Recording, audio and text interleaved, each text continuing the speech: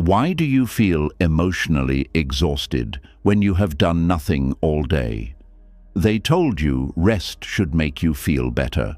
They told you a quiet day should give you peace. They told you that if your body is not working, then you should not be tired. But if that were true, why does your chest still feel heavy? Why does your mind feel crowded, even when the room is silent? Why do you lie down to rest and still feel like something inside you is running? The truth is, your body may be still, but your mind may be carrying a whole world. Unfinished thoughts, hidden emotions, silent worries, old conversations, future fears, and the quiet resistance to life as it is. Buddhist wisdom teaches that tiredness does not always come from action. Sometimes it comes from clinging, from wanting the day to be different, from fighting feelings you do not want to feel, from chasing certainty in a world that was never built to be controlled. And when the mind keeps pulling away from the present moment, even doing nothing can feel like carrying a mountain. Tonight, as you listen to these lessons, you will begin to understand why your spirit feels so drained, even when your hands have done very little. Your breathing will slow, your mind will soften, and the weight you could not explain will finally begin to make sense. Because this is not laziness, this is not weakness. This is the pain of a mind that has forgotten how to rest. This is not just another audio about feeling tired. This is a quiet return to the present moment, a gentle way back to yourself. Are you ready? Let's begin. Sometimes the deepest exhaustion has nothing to do with work. It comes from the quiet war happening inside you every moment of the day. A war between where you are and where you think life should be. A war between the present moment and the version of reality your mind keeps demanding. And the painful part is that most people never realize they are fighting at all. The body may be sitting still on a couch, lying in bed, or staring out of a window, but inside the mind is arguing with life itself. Buddhism teaches that this hidden resistance is one of the greatest causes of suffering. Not because life is always painful, but because the mind keeps whispering, this moment should be different. And little by little, that whisper becomes exhaustion. There is a strange kind of tiredness that appears when your life looks calm on the outside, but inside, something never stops pulling against reality. You wake up already feeling emotionally heavy, even though the day has barely started. You scroll through your phone, stare at the ceiling, walk around your house, maybe even try to rest, but nothing truly restores you.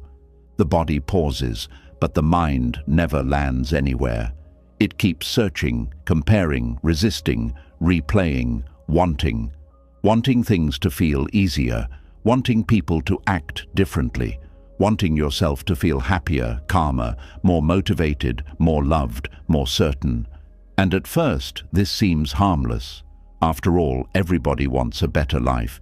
Everybody dreams about peace, success, love, clarity, or emotional relief. But Buddhism asks a deeper question. What happens when your entire inner world becomes dependent on life being different before you allow yourself to feel okay? That is where exhaustion begins. Most people think emotional exhaustion comes from doing too much. Sometimes it does.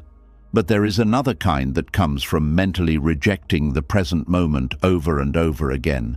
It is the exhaustion of arguing with reality silently, the exhaustion of waking up and immediately feeling disappointed by your life before the day has even unfolded. The mind says, I should be further ahead by now. I should feel happier than this. People should understand me more. Life should not feel this difficult. And because those thoughts happen so quickly, they often feel true instead of exhausting. But every one of those thoughts creates friction inside the nervous system. Every quiet resistance pulls energy away from peace. It is like trying to swim against a current all day without realizing you are fighting water every second. Eventually, even resting becomes tiring because the resistance never stops. One of the hardest truths Buddhist wisdom reveals is that suffering often increases not because life is unbearable, but because the mind refuses to stop negotiating with what already exists. The present moment arrives exactly as it is, but the mind keeps trying to rewrite it, and that invisible struggle drains emotional energy more than people realize. You can see this clearly in ordinary moments. Someone wakes up on a rainy morning and immediately feels irritated because they wanted sunshine. Someone sits alone at dinner and feels emotional pain, not because solitude itself is unbearable, but because they believe they should not be alone. Another person spends an entire afternoon feeling restless because life feels stuck, even though nothing dangerous is happening at all. The suffering is not only in the event, it is in the resistance to the event. This is why two people can live through the exact same experience while carrying completely different emotional weights. One person accepts the moment and adapts to it gently. The other fights it internally for hours, days, or years. The external situation may be identical, but the internal relationship to reality changes everything. The exhausting part is that resistance rarely announces itself loudly. It hides inside ordinary thinking. It sounds like planning, worrying, fixing, comparing, regretting, or fantasizing. It becomes so normal that people think they are simply thinking about life, when in reality they are carrying a constant emotional tension inside their own mind. Even while resting, the mind keeps saying no to the present moment. No to how the body feels, no to where life currently is, no to uncertainty, no to loneliness, no to boredom, no to imperfection, no to waiting, no to sadness, no to not knowing. And eventually, the nervous system becomes exhausted from carrying so many invisible rejections. This is why emotional exhaustion can feel so confusing. You look at your day and think, "But I barely did anything." Yet internally, you spent hours resisting reality without realizing it. You spent hours mentally living somewhere else, somewhere better, somewhere different, somewhere where everything finally makes sense. But peace cannot grow in a mind that refuses to stay where the body already is. There is a reason Buddhist teachings return again and again to the present moment. Not because the present moment is always magical or beautiful, but because fighting it creates endless suffering. The Buddha understood something most people spend their entire lives avoiding. Reality does not become lighter through resistance. The mind simply becomes heavier. Think about how often your happiness depends on conditions. I will feel better when this problem disappears. I will relax when I finally know what is happening. I will be peaceful when people change. I will rest when I become more successful. The mind keeps postponing peace into the future, which means the nervous system never fully relaxes now. This creates a subtle but constant emotional pressure. The body lives here, but the mind lives somewhere else entirely. And when the mind abandons the present moment long enough, exhaustion becomes inevitable. Many people spend years believing they are tired because life is difficult, when part of their tiredness actually comes from carrying an internal argument with life itself. They wake up already disappointed, already comparing, already chasing another emotional state before the day even begins. Social media intensifies this exhaustion in ways people rarely notice. Every scroll becomes another reminder that life could be different. Better body, better relationship, better job, better personality, better future. The mind absorbs thousands of silent messages every day telling it that the present moment is not enough. And because the human brain is deeply sensitive to comparison, it begins resisting ordinary life more and more. Suddenly, quiet moments feel empty instead of peaceful. Simplicity feels like failure. Rest feels unproductive. Ordinary life starts feeling emotionally unbearable because the mind has become addicted to wanting more. Not necessarily more possessions, but more emotional certainty, more validation, more stimulation, more proof that life is moving correctly. But Buddhism teaches that craving itself becomes suffering when the mind cannot stop grasping for another moment. The tragedy is not that humans desire happiness. The tragedy is that many people cannot experience the life already in front of them because they are emotionally trapped in the pursuit of a different one. And this pursuit is exhausting. You can feel this especially during quiet evenings. The body finally stops moving, but instead of peace, the mind becomes louder. Thoughts rush in, regrets surface, anxiety appears, the future feels uncertain. Suddenly, rest feels uncomfortable because there is no distraction left from the internal resistance that has been operating all day. This is why some people stay constantly busy. Busyness can temporarily hide emotional resistance. Noise covers the discomfort for a while. Productivity creates the illusion of control, but eventually silence returns. And when silence returns, the unresolved tension inside becomes impossible to ignore. The mind says, something is missing. But often, what is missing is not another achievement. It is the ability to fully arrive inside the life already happening. That arrival is difficult because modern life trains people to believe peace exists somewhere ahead, somewhere earned, somewhere perfected. But Buddhist wisdom points in the opposite direction. Peace begins when resistance softens, not when life becomes perfect. This does not mean becoming passive or pretending pain does not exist. Buddhism never asks people to stop caring about life. It asks them to stop emotionally fighting every moment they cannot control. There is a difference between healthy change and emotional resistance. Healthy change says, I will improve what I can with clarity. Resistance says, I refuse to let myself feel okay until reality obeys me. One creates growth, the other creates exhaustion.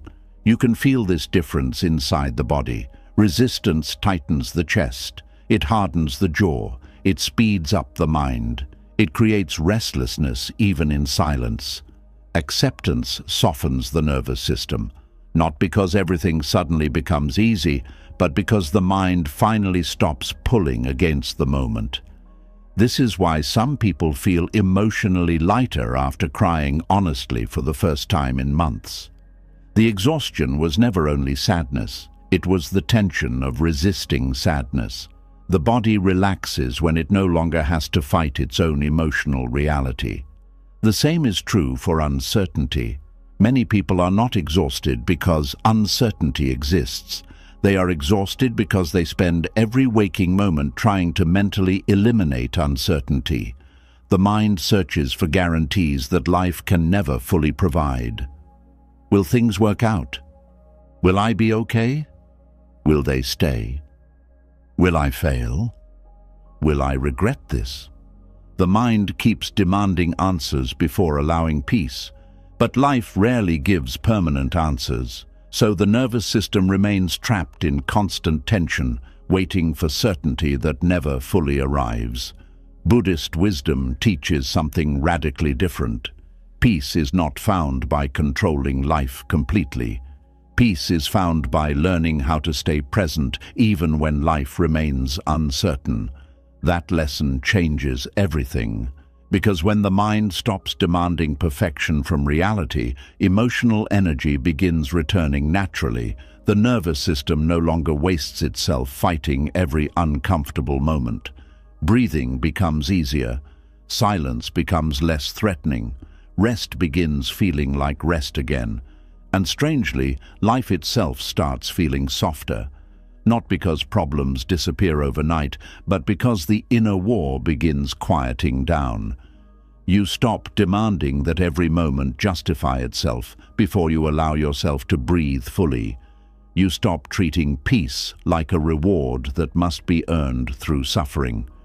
You begin understanding that emotional exhaustion is often the result of carrying too much mental resistance for too long.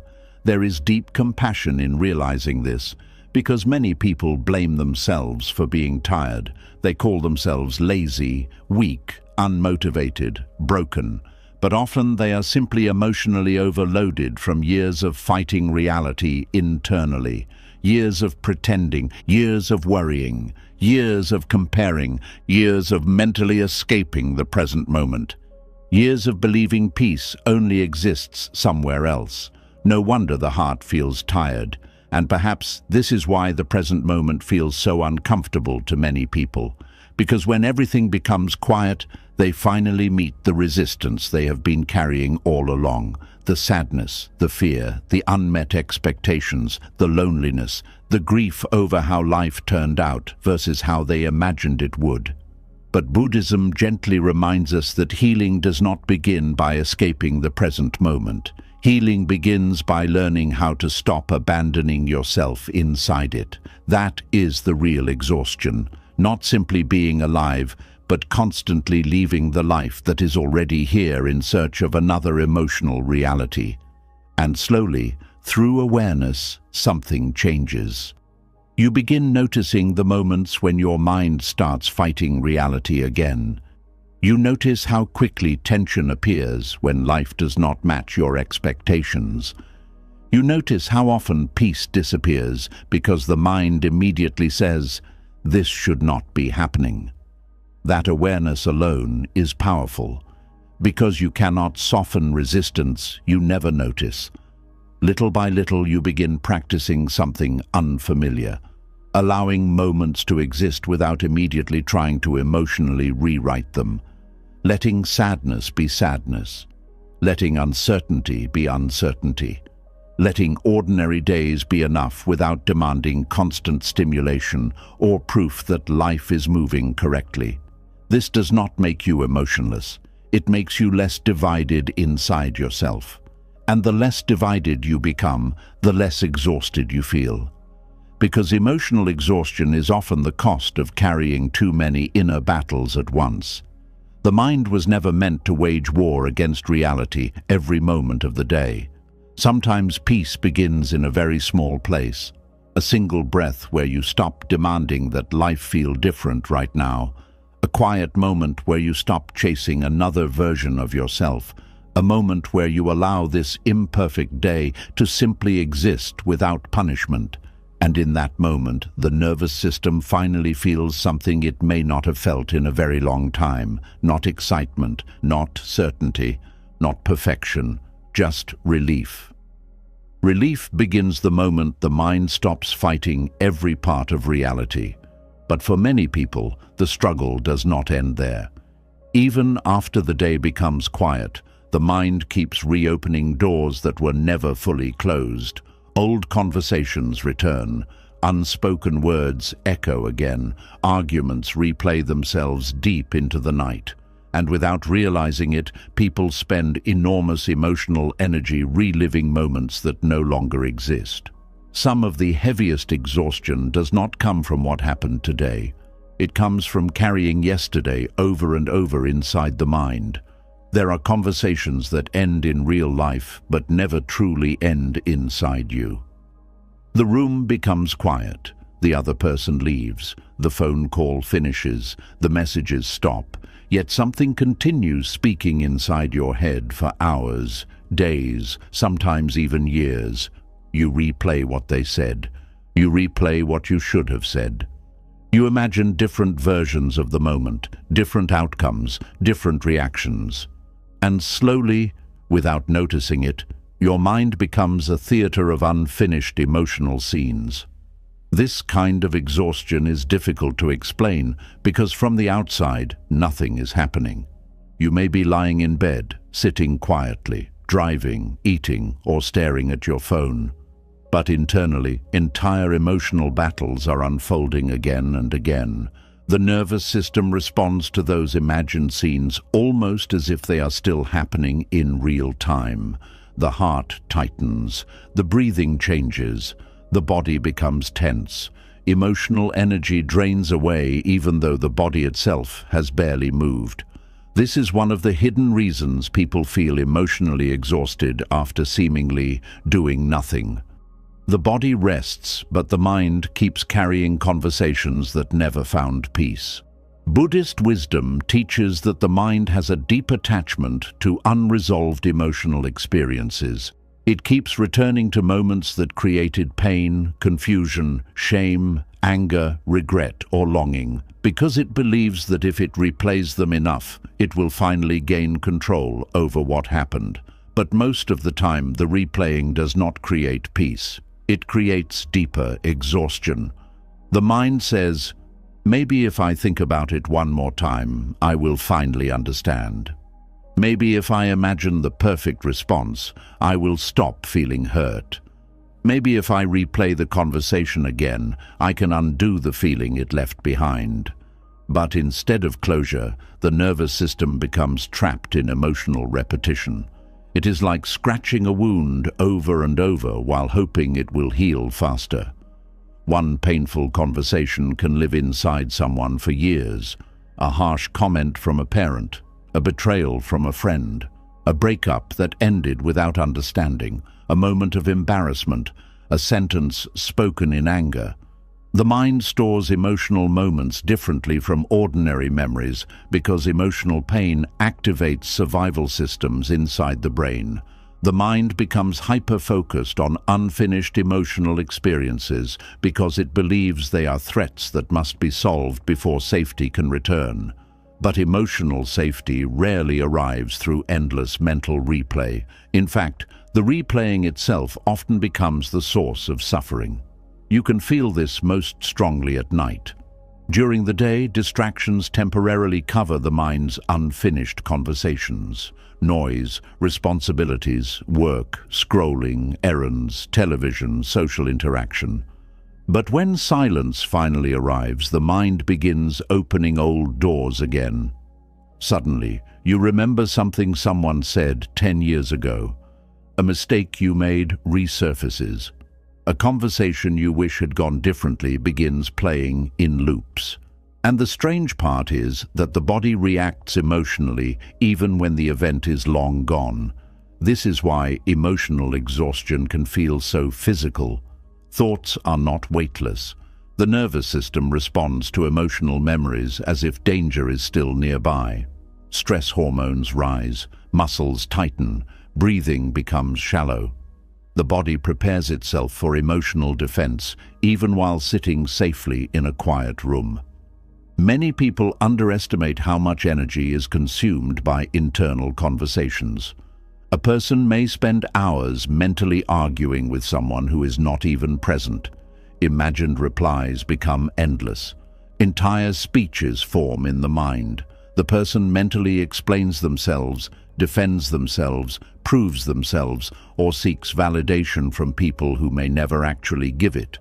And because the conversation never truly resolves, the mind stays emotionally activated. This is why some people feel tired immediately after overthinking. The brain consumes enormous energy during emotional rumination. But more importantly, emotional replay keeps the nervous system trapped between the past and the present. The body is here, but the mind keeps, emotionally returning somewhere painful. Buddhism speaks deeply about attachment, but many people misunderstand what attachment really means. Attachment is not only holding on to people or possessions. Sometimes attachment means holding on to emotional scenes that the mind refuses to release, holding on to what should have happened, holding on to the need to be understood, holding on to unfairness, holding on to emotional pain because the mind fears letting go means the experience did not matter. But holding on to emotional scenes too tightly slowly exhausts the heart. There are people who carry one conversation inside themselves for decades. One rejection, one humiliation, one abandonment, one betrayal. The external moment ended long ago, yet internally the mind still sits inside that room emotionally trying to survive it. And this creates a hidden emotional fatigue most people cannot see.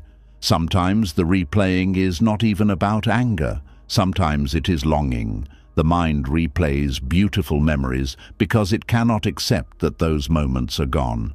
Old relationships become emotional homes. The mind keeps visiting because the present moment feels emptier by comparison. A person remembers how someone used to laugh, how they used to text, how they used to look at them. The mind replays those moments repeatedly, trying to feel emotionally connected again.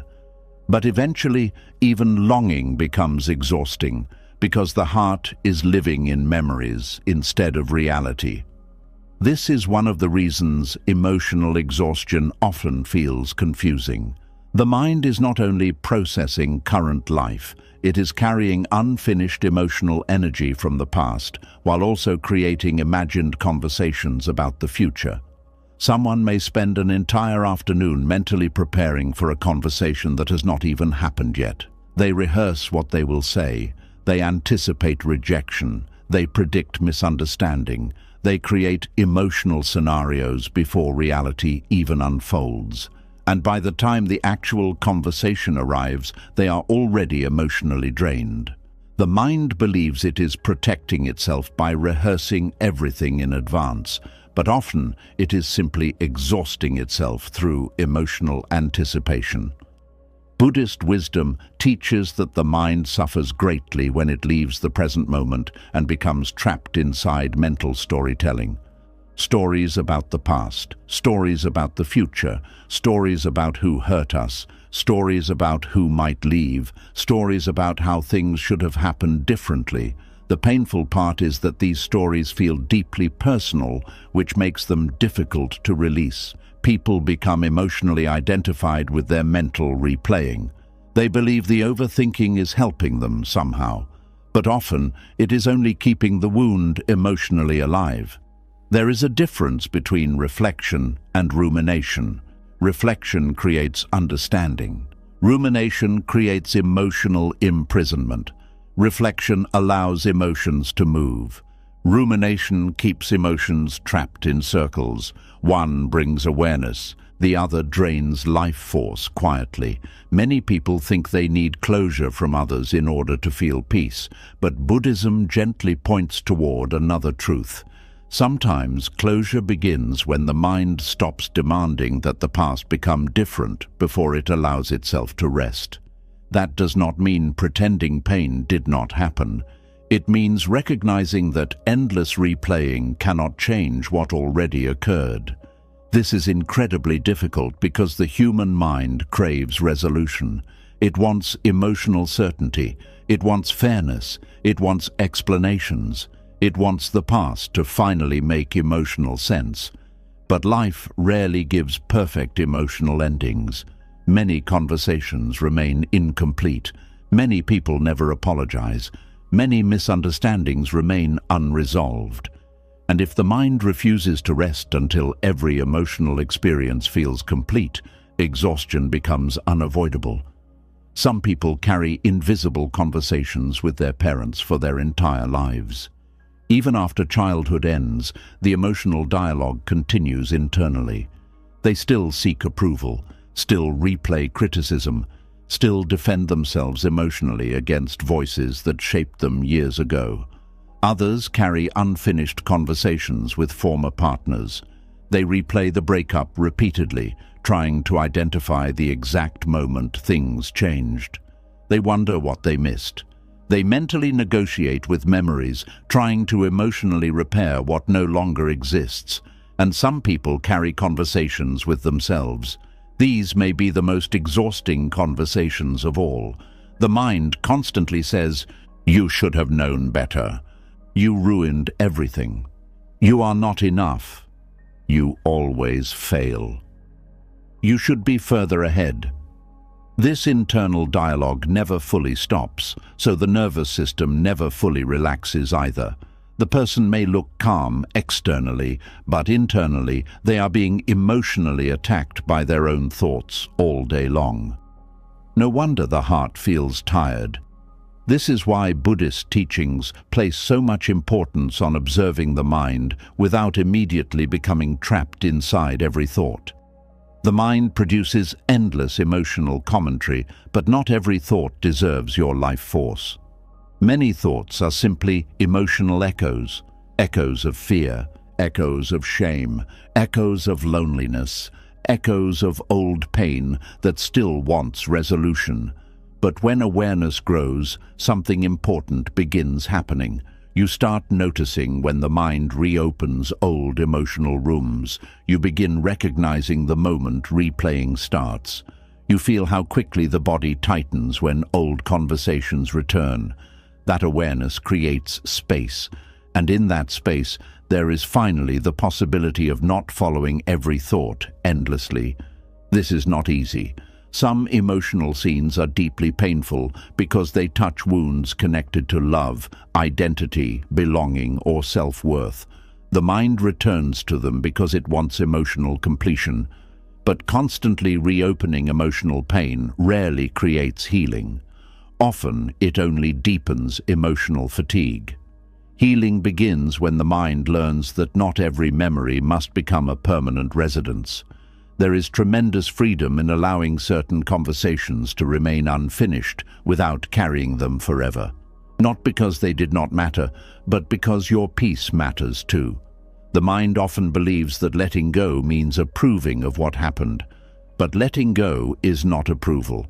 It is choosing not to sacrifice your emotional energy to moments that can no longer be changed. That choice is difficult because the ego wants emotional justice. It wants the perfect final sentence, the perfect explanation, the perfect apology, the perfect understanding. But life is rarely emotionally symmetrical. Sometimes people leave without clarity. Sometimes love changes quietly. Sometimes misunderstandings never resolve. Sometimes people hurt you from their own confusion. Sometimes closure never arrives in the form you hoped for. And still, your life continues. Buddhist wisdom gently teaches that peace becomes possible when the mind stops trying to emotionally relive every wound in order to feel safe again. Safety cannot grow in a mind constantly reopening pain.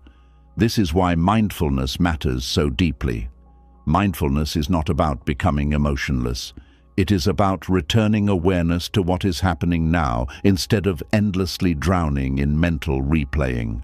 Right now, this breath, this room, this moment.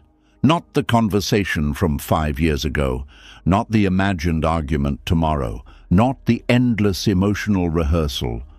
The present moment becomes a refuge when the mind stops abandoning it constantly. This takes practice because the mind is addicted to emotional storytelling. It wants to solve every unresolved feeling through thinking. But some emotions soften not through analysis, but through compassionate presence. Sometimes the deepest healing comes from simply noticing, I am replaying this again. I am exhausting myself trying to rewrite the past. I am carrying a conversation that no longer exists. That awareness is powerful because it interrupts unconscious suffering. And slowly the nervous system begins understanding something new. It no longer has to stay emotionally prepared for conversations that already ended. It no longer has to defend itself against every memory. It no longer has to live in emotional rehearsal constantly. This does not happen overnight. The mind has habits built over years. But each moment of awareness weakens the emotional grip of replaying.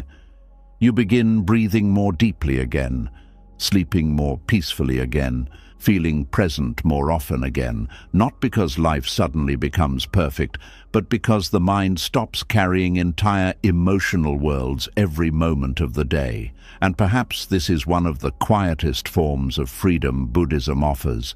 The freedom to stop emotionally living inside conversations that are already over. The freedom to stop spending your life force replaying pain endlessly. The freedom to return gently to the life still unfolding right here. The mind becomes lighter when it stops carrying conversations that already ended. But even after old words fade, another kind of exhaustion quietly takes their place. the exhaustion of always living somewhere ahead of yourself, somewhere beyond this breath, somewhere beyond this moment.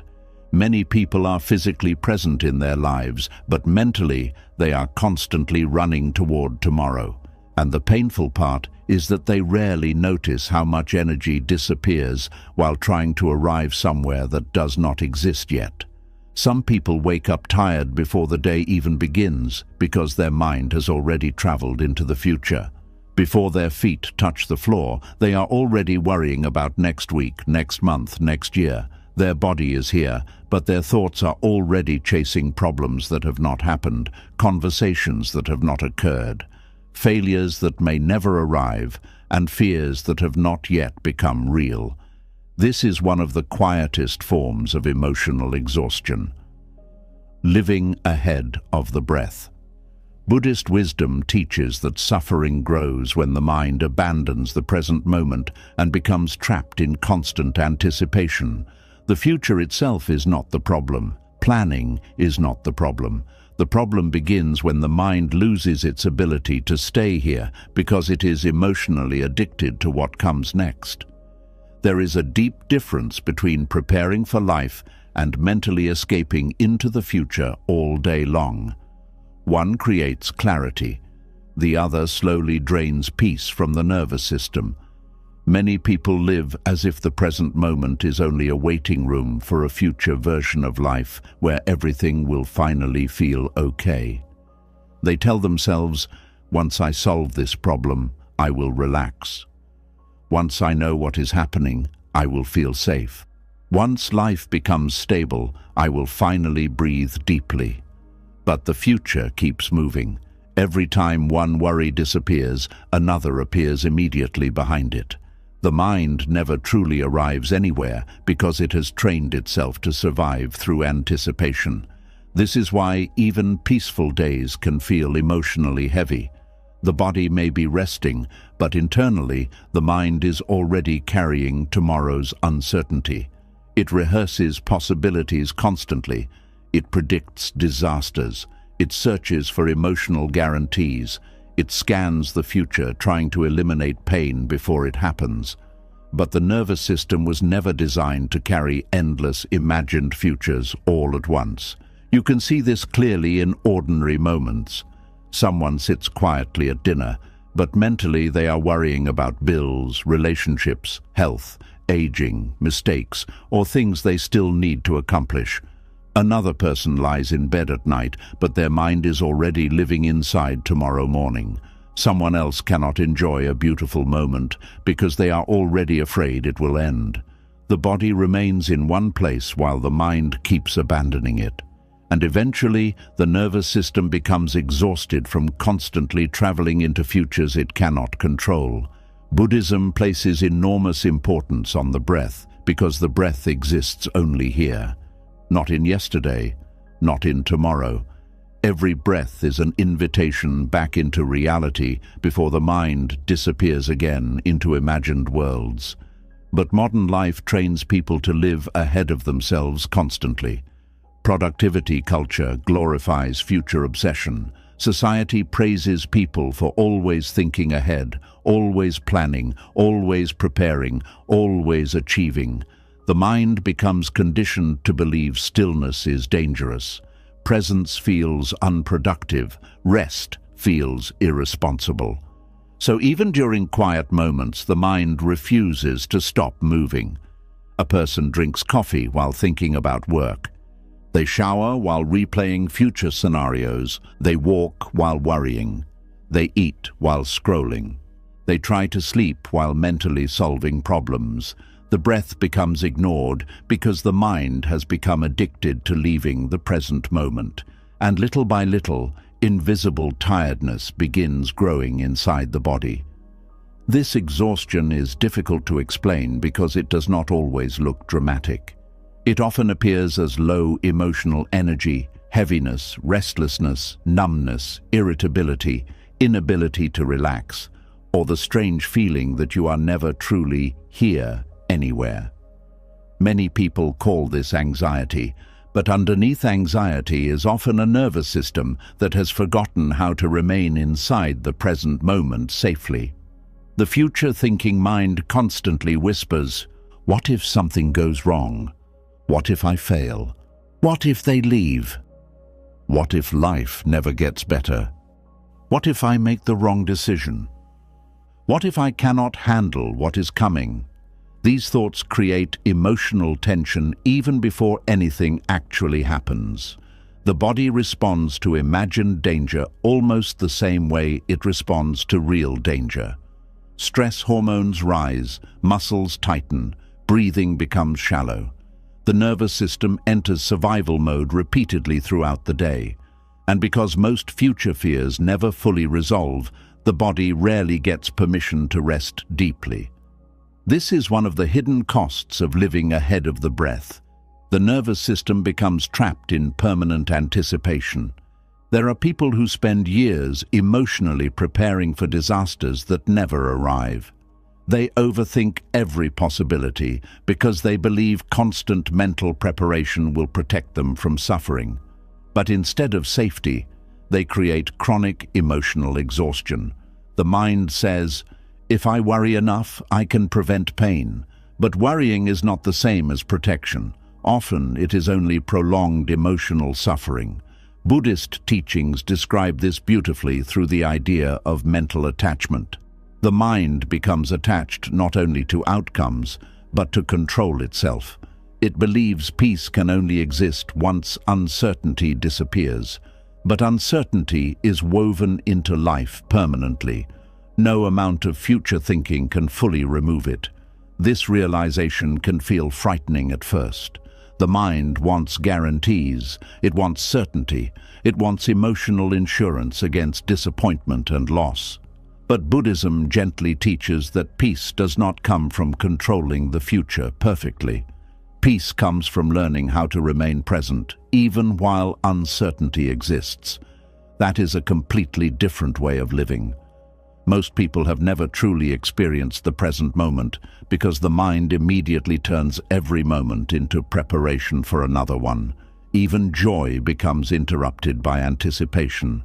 Someone experiences happiness and instantly thinks, "How long will this last?" Someone falls in love and immediately fears abandonment. Someone succeeds and immediately worries about failure. The mind cannot fully receive life because it is always leaning forward into the future. This creates a strange emotional starvation. People spend their entire lives trying to reach a future moment where they can finally rest. But they miss the only place rest is actually possible. Here, now, inside this breath. This does not mean ignoring responsibilities or pretending the future does not matter. Buddhist wisdom is not asking people to become careless. It is asking them to stop emotionally abandoning themselves every moment by living inside imagined futures constantly. There is a huge difference between healthy preparation and compulsive future thinking. Healthy preparation ends. Compulsive anticipation never does. One creates readiness. The other creates exhaustion. Many people no longer know how to simply exist without mentally racing ahead. Silence feels uncomfortable because the mind immediately fills empty space with future worries. This is why people often reach for distractions automatically. Phones, television, noise, endless stimulation. Not because they are weak, but because stillness forces them to meet the anxious future thinking that has been quietly running underneath everything, and yet the future never truly arrives the way the mind imagines it. When tomorrow finally comes, it becomes another present moment. Then the mind immediately jumps ahead again. Another worry, another fear, another imagined scenario. This endless movement creates emotional fragmentation. The mind becomes scattered across hundreds of imagined moments instead of rooted in the life already happening. The breath suffers first. When people live ahead of themselves constantly, breathing changes. It becomes shallow, rushed, unconscious. The body mirrors the emotional state of the mind. A future-focused mind creates a tense body. Shoulders tighten, the jaw hardens. Sleep becomes restless. Digestion weakens. Fatigue deepens. Many people believe they are simply tired from life, when part of their exhaustion comes from spending years emotionally bracing for futures that do not yet exist. This is why Buddhist meditation often begins with the breath. Not because breathing itself is magical, but because the breath interrupts mental time travel. It returns awareness to something real instead of imagined. Right now, this breath is real. This room is real. This moment is real. Tomorrow is still a thought, but the future-thinking mind resists this deeply. It believes staying present means becoming vulnerable. It fears that if it stops anticipating danger, life will suddenly collapse. So it keeps scanning ahead, trying to solve uncertainty before uncertainty arrives. Yet, ironically, this constant anticipation often creates the very emotional suffering people are trying to avoid. The body never fully relaxes. The mind never fully lands. Peace always remains postponed. This creates invisible grief inside many people. They feel disconnected from their own lives without fully understanding why. Days blur together. Moments pass unnoticed. Time feels fast and emotionally empty because the mind was never truly present for any of it. People eat meals without tasting them. Conversations happen without full listening. Nature goes unnoticed. Music becomes background noise. Even rest becomes incomplete because the mind is already living tomorrow before tonight has ended. Buddhist wisdom gently reminds us that life can only ever be experienced now. Not eventually, not after perfect certainty arrives, not after every problem disappears, now. And this realization can feel both painful and freeing at the same time. Painful because it reveals how often the mind abandons the present. Freeing because it means peace was never hidden somewhere in the future after all. It was buried underneath constant mental movement. Many people are emotionally exhausted because they have not truly arrived inside their own life in years. They are surviving mentally, not living consciously. The future has become their permanent emotional residence. But there is a quieter way to exist. A way where the breath becomes an anchor instead of an afterthought. A way where uncertainty no longer controls the nervous system completely. A way where moments are allowed to unfold without immediately being turned into future fear. This shift begins slowly. First, you notice how often your mind leaves the present moment. You notice how quickly future thinking appears whenever silence arrives. You begin recognizing the physical sensation of anticipation inside your body. The tightening, the rushing, the shallow breathing. The emotional pressure. Awareness changes everything because unconscious habits lose power once they are clearly seen. Gradually, the breath becomes something more than automatic survival. It becomes a return point. Every conscious breath reminds the nervous system that this moment is safe enough to inhabit fully. Not perfect, not guaranteed, not permanently secure, but here. That changes the emotional experience of life completely. The future still exists, but it no longer consumes every ounce of emotional energy before it arrives. Problems still exist, but the mind no longer rehearses suffering every second of the day. And something unexpected begins happening. Emotional energy slowly returns. Not because life became easier overnight, but because the nervous system stopped carrying hundreds of imaginary futures at once. This is why presence feels restorative in ways distraction never can. Presence allows the body to stop preparing for life constantly and simply experience it directly. A cup of tea becomes enough for a moment. A quiet walk becomes real again. Breathing deeply becomes possible again. Silence stops feeling like danger. And perhaps this is one of the deepest forms of healing Buddhism offers. not escape from uncertainty, but freedom from constantly living ahead of yourself. The future-thinking mind always says, later you can rest. Later you can breathe. Later you can feel peace. But life keeps unfolding while the mind waits for permission to arrive. Eventually, you begin understanding something profound. Peace is not found by reaching the future perfectly prepared. Peace is found by no longer abandoning this breath while chasing tomorrow.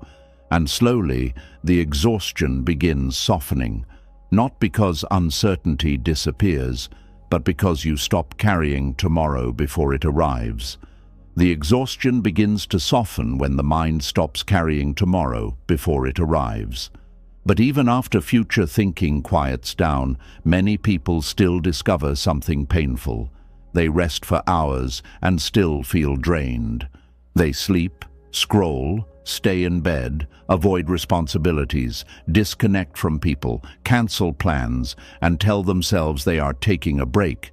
Yet something inside them never truly recovers. Because sometimes rest is not actually rest. Sometimes it is escape wearing the clothes of rest. And the body knows the difference, even when the mind pretends not to. There is a kind of tiredness that sleep alone cannot fix. A person can spend an entire weekend doing almost nothing and still wake up Monday feeling emotionally heavy. They may lie in bed for hours, watch videos endlessly, avoid difficult conversations, ignore responsibilities, stay disconnected from themselves, and call it rest. But underneath the stillness, the mind is not truly relaxing. It is hiding.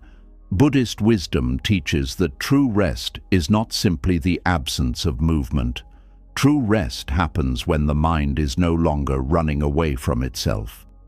This is why some people can take vacations and still feel exhausted. They change locations, but they bring the same restless mind with them. The scenery changes, yet the emotional heaviness follows quietly inside. Because exhaustion is not always created by activity.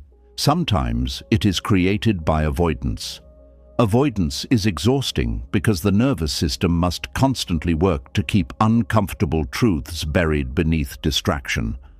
A person avoids grief by staying busy, avoids loneliness by scrolling endlessly, avoids fear through constant entertainment, avoids difficult emotions by sleeping excessively, avoids uncertainty through numbness, avoids inner emptiness through noise. And at first, these behaviors feel soothing. The mind says, I just need to relax. But often, what looks like rest is actually emotional postponement. The painful part is that avoidance creates temporary relief while secretly deepening exhaustion underneath. This happens because unresolved emotions do not disappear, simply because attention moves away from them. The nervous system still carries them quietly in the background. A person may distract themselves for hours, but the emotional tension remains stored inside the body. That is why some people feel strangely anxious during moments that are supposed to feel restful. They finally stop moving, but instead of peace, discomfort rises immediately. Restlessness appears. The urge to check the phone returns. Silence feels unbearable. The mind begins searching for stimulation again because stillness threatens to reveal what has been avoided for too long. Buddhism understands this deeply. The mind fears stillness because stillness removes distractions between you and your inner world.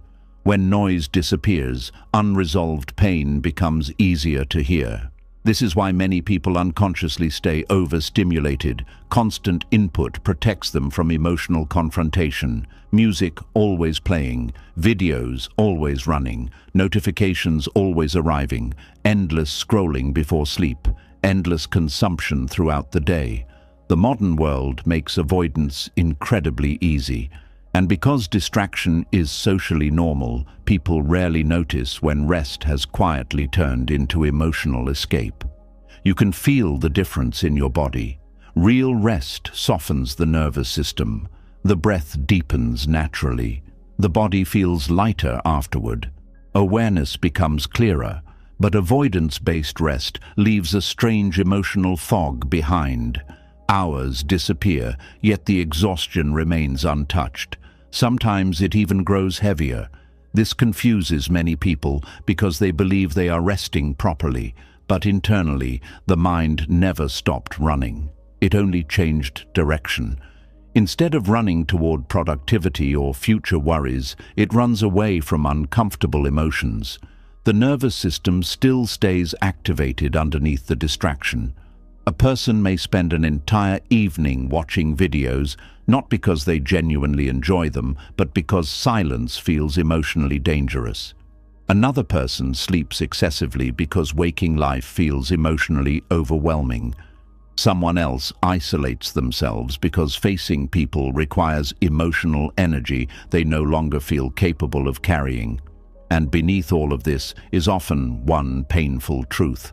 The mind is trying to avoid what it does not know how to face gently. This avoidance becomes deeply exhausting because the body was never meant to carry unresolved emotional weight indefinitely. Emotions that are continually avoided do not disappear. They remain active underneath awareness, influencing mood, energy, tension, sleep, attention, and emotional stability. The body remembers what the mind tries to escape.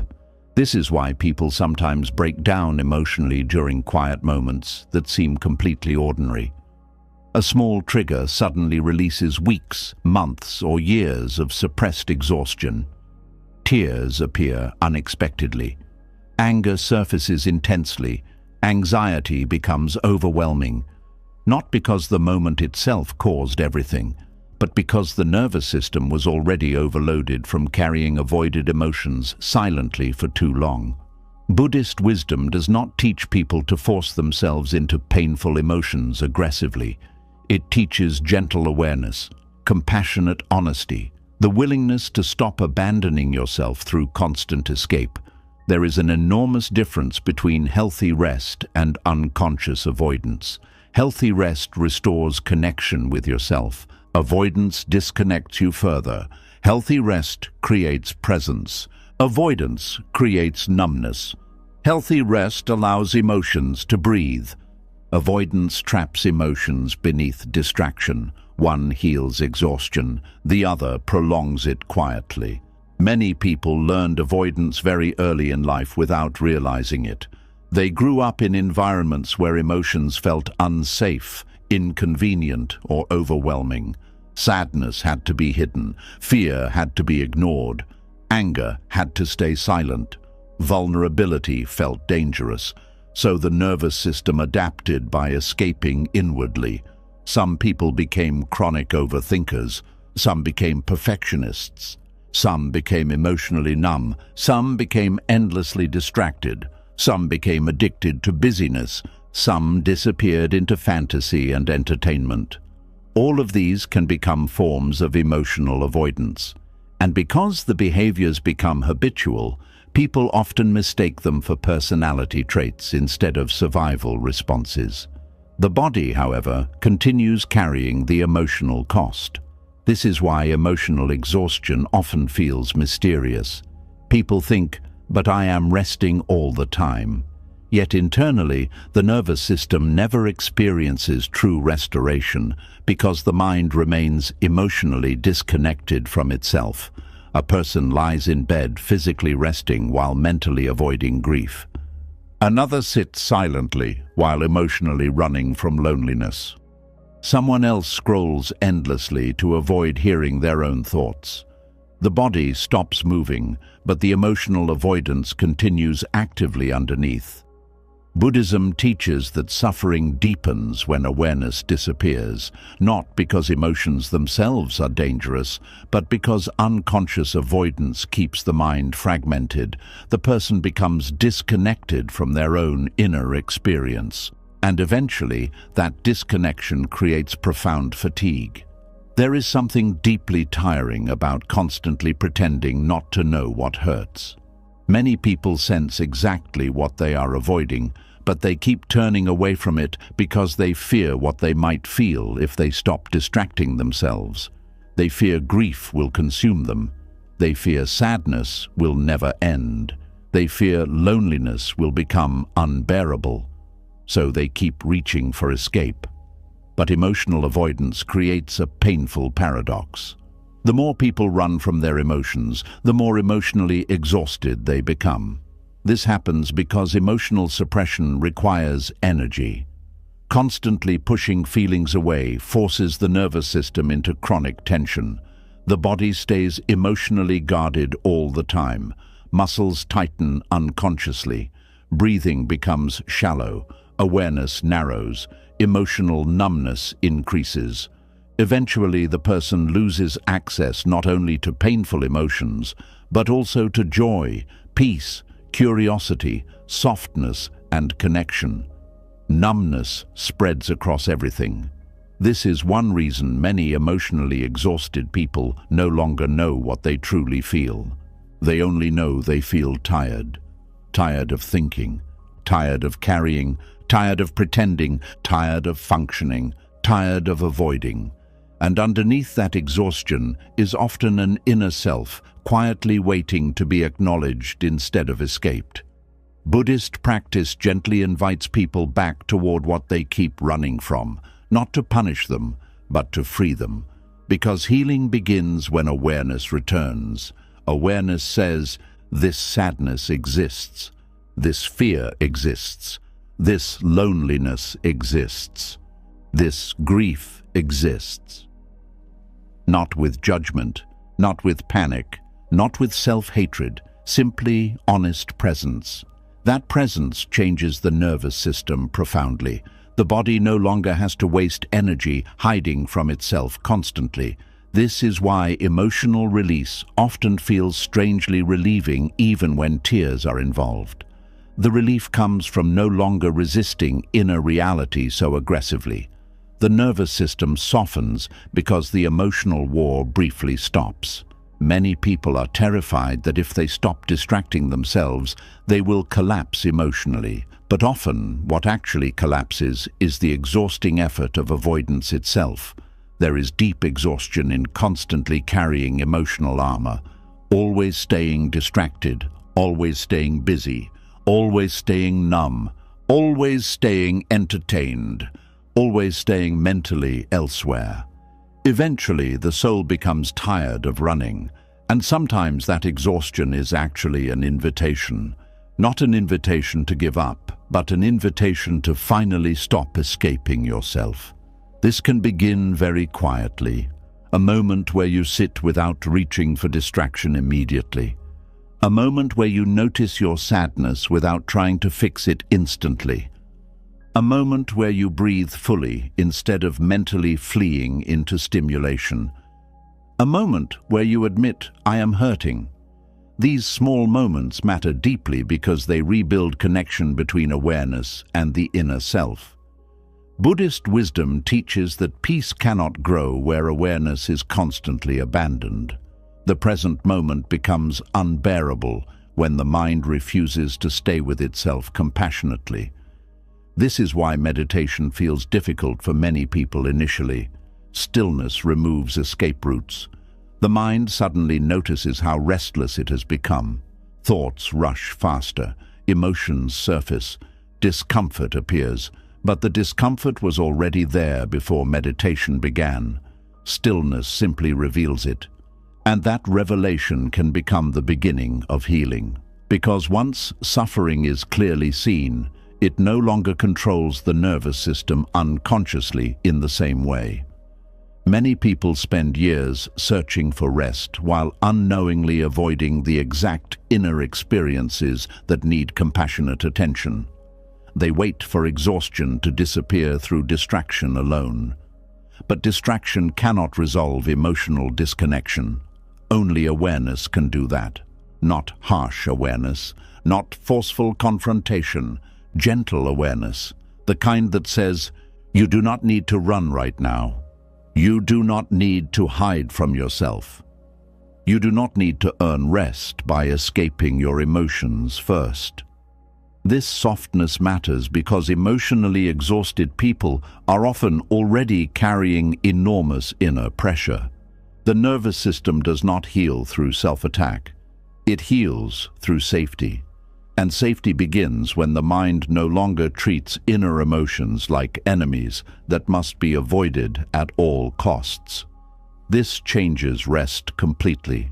Rest stops being unconscious escape and becomes conscious restoration. Silence no longer feels threatening every moment. Breathing becomes slower. The body softens. The mind no longer needs constant stimulation just to avoid emotional contact with itself. And slowly, real energy begins returning, not the frantic energy of distraction, not temporary dopamine spikes, not emotional numbness pretending to be calm. Real energy, the kind that comes when the nervous system no longer spends every second running from unresolved pain. This does not mean difficult emotions disappear forever. Life still brings uncertainty, sadness, disappointment, grief, loneliness, and fear.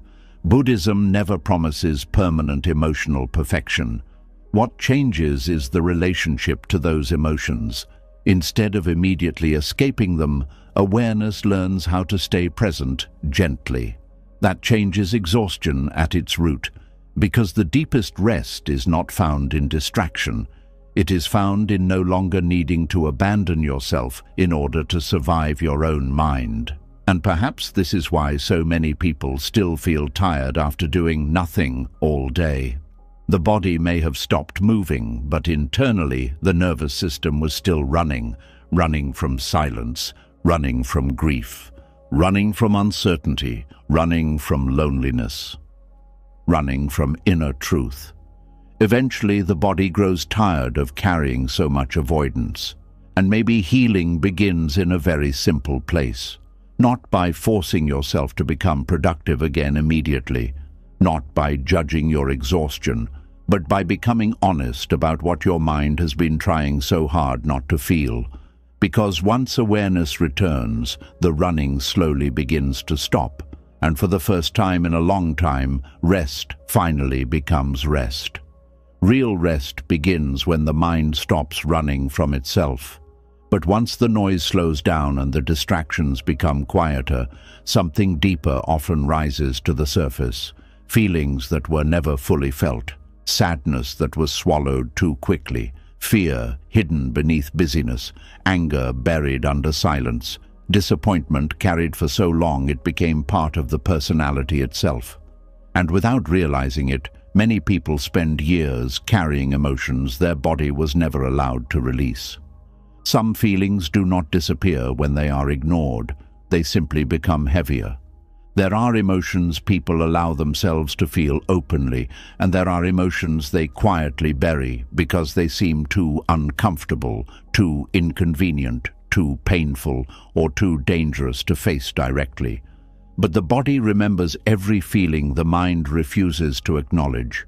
It stores them silently in the nervous system, in the muscles, in the breath, in the heart, in the exhaustion that follows people through ordinary days without explanation. This is one of the deepest truths Buddhist wisdom reveals. Suffering does not only come from painful experiences themselves, it also comes from the resistance to fully feeling what those experiences awaken inside us. Many people are emotionally exhausted not because they feel too much, but because they spend enormous energy trying not to feel at all. A person loses someone they love, but immediately tells themselves to stay strong. Another experiences heartbreak, but distracts themselves before grief can fully surface. Someone feels afraid, but hides it behind humor or productivity. Another feels angry, but pushes it down because they fear conflict or rejection. And slowly, all of these unfelt emotions begin collecting inside the body like invisible weight. At first, suppression can feel useful.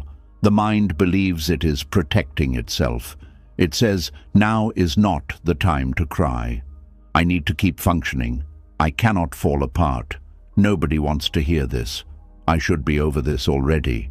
So the emotions are pushed deeper.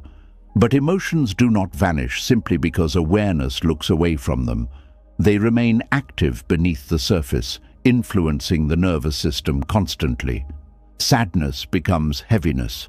Fear becomes anxiety. Suppressed anger becomes tension. Disappointment becomes numbness. The body carries emotional truths the conscious mind refuses to fully admit. This is why emotional exhaustion often feels impossible to explain. The person may not even know exactly what they are carrying anymore. They only know they feel tired all the time, tired emotionally, tired mentally, tired spiritually. Not because life is always unbearable, but because their inner world has become crowded with emotions that were never given permission to breathe. Buddhist teachings speak often about awareness because awareness allows emotions to move instead of becoming trapped. When emotions are gently noticed, they rise, shift, soften, and eventually pass naturally. But when emotions are resisted, judged, denied, or suppressed, they remain stuck inside the nervous system much longer. This creates a hidden emotional pressure that slowly drains life force over time. You can see this clearly in people who constantly say they are fine while their body quietly tells another story. Their shoulders remain tense, their sleep feels restless, their chest feels heavy, their energy disappears quickly. They feel emotionally distant from life without fully understanding why. The emotions are still there, they were simply never allowed to speak honestly. Many people learned very early in life that certain emotions were unsafe. Crying may have been mocked, fear may have been ignored, anger may have been punished, vulnerability may have been treated like weakness. So the nervous system adapted by suppressing emotional expression in order to survive socially or emotionally. This adaptation often continues into adulthood unconsciously. The person no longer even notices how often they abandon their own feelings automatically. Someone gets hurt and immediately minimizes it. Someone feels overwhelmed and immediately distracts themselves. Someone feels lonely and immediately reaches for stimulation. Someone feels grief and immediately becomes productive instead. The nervous system becomes conditioned to move away from emotional truth before awareness can fully meet it. And yet the body continues carrying everything silently underneath. This is why suppressed emotions often return during quiet moments, late at night, during silence, during exhaustion, during illness, during stillness. The emotions rise because they were never truly processed. They were postponed. Buddhist wisdom teaches that emotions themselves are not the enemy. Clinging and resistance create suffering, not the simple presence of human feeling.